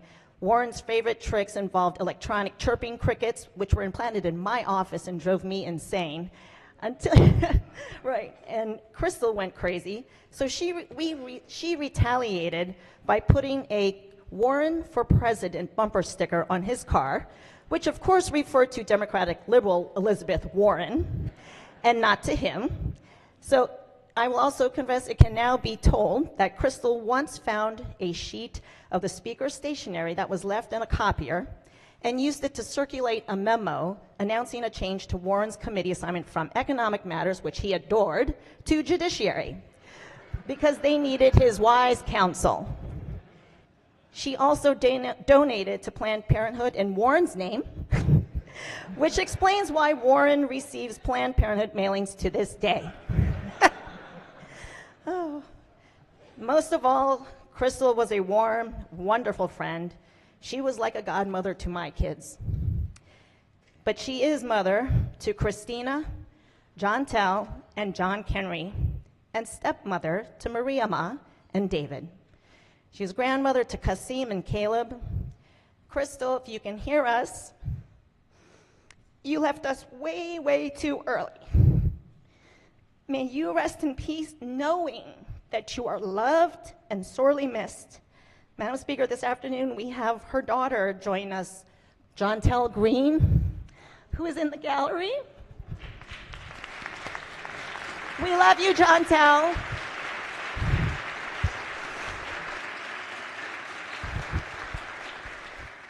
Thank you, Madam Speaker. Thank you.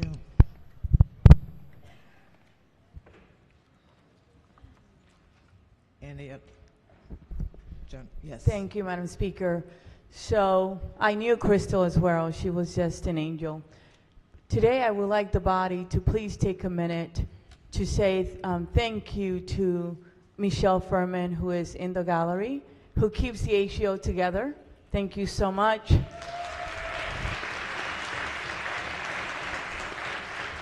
And Ms. Edith Perry, who is my Chief of Staff and has been my Chief of Staff for 11 years. And does an amazing job, you know, goes to people's home, buys them groceries. I mean, another angel.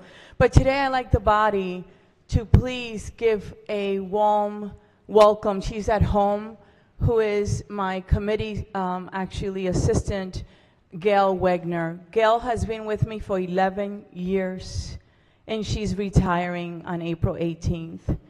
And I would not be where I am if it were not for Edith and Gail, who have really, really gone the extra mile for me and are my family. So thank you so much. Gail, I know you are at home, and we love you, and we will miss you. Thank you so much.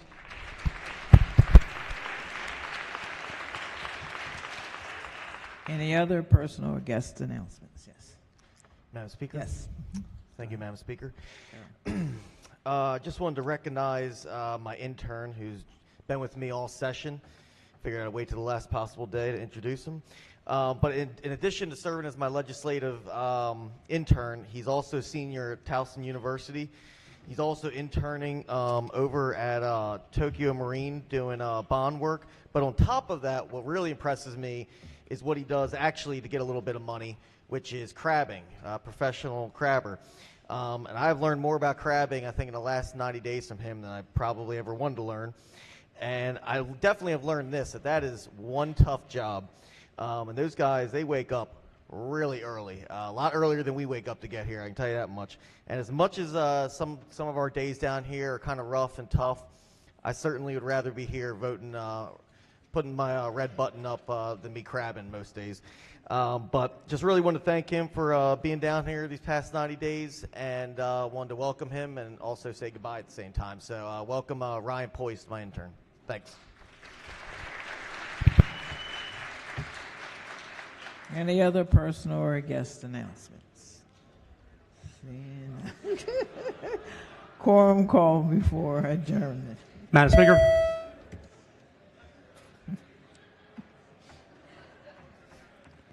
Has everyone recorded their presence? Clerk will take the call. There being 134 members present, the House is still in session, recognizing the Majority Leader. Thank you, Madam Speaker. I move the House stand adjourned until Monday, April 10th at 5 p.m., 5 p.m. Legislative Day, April 2nd.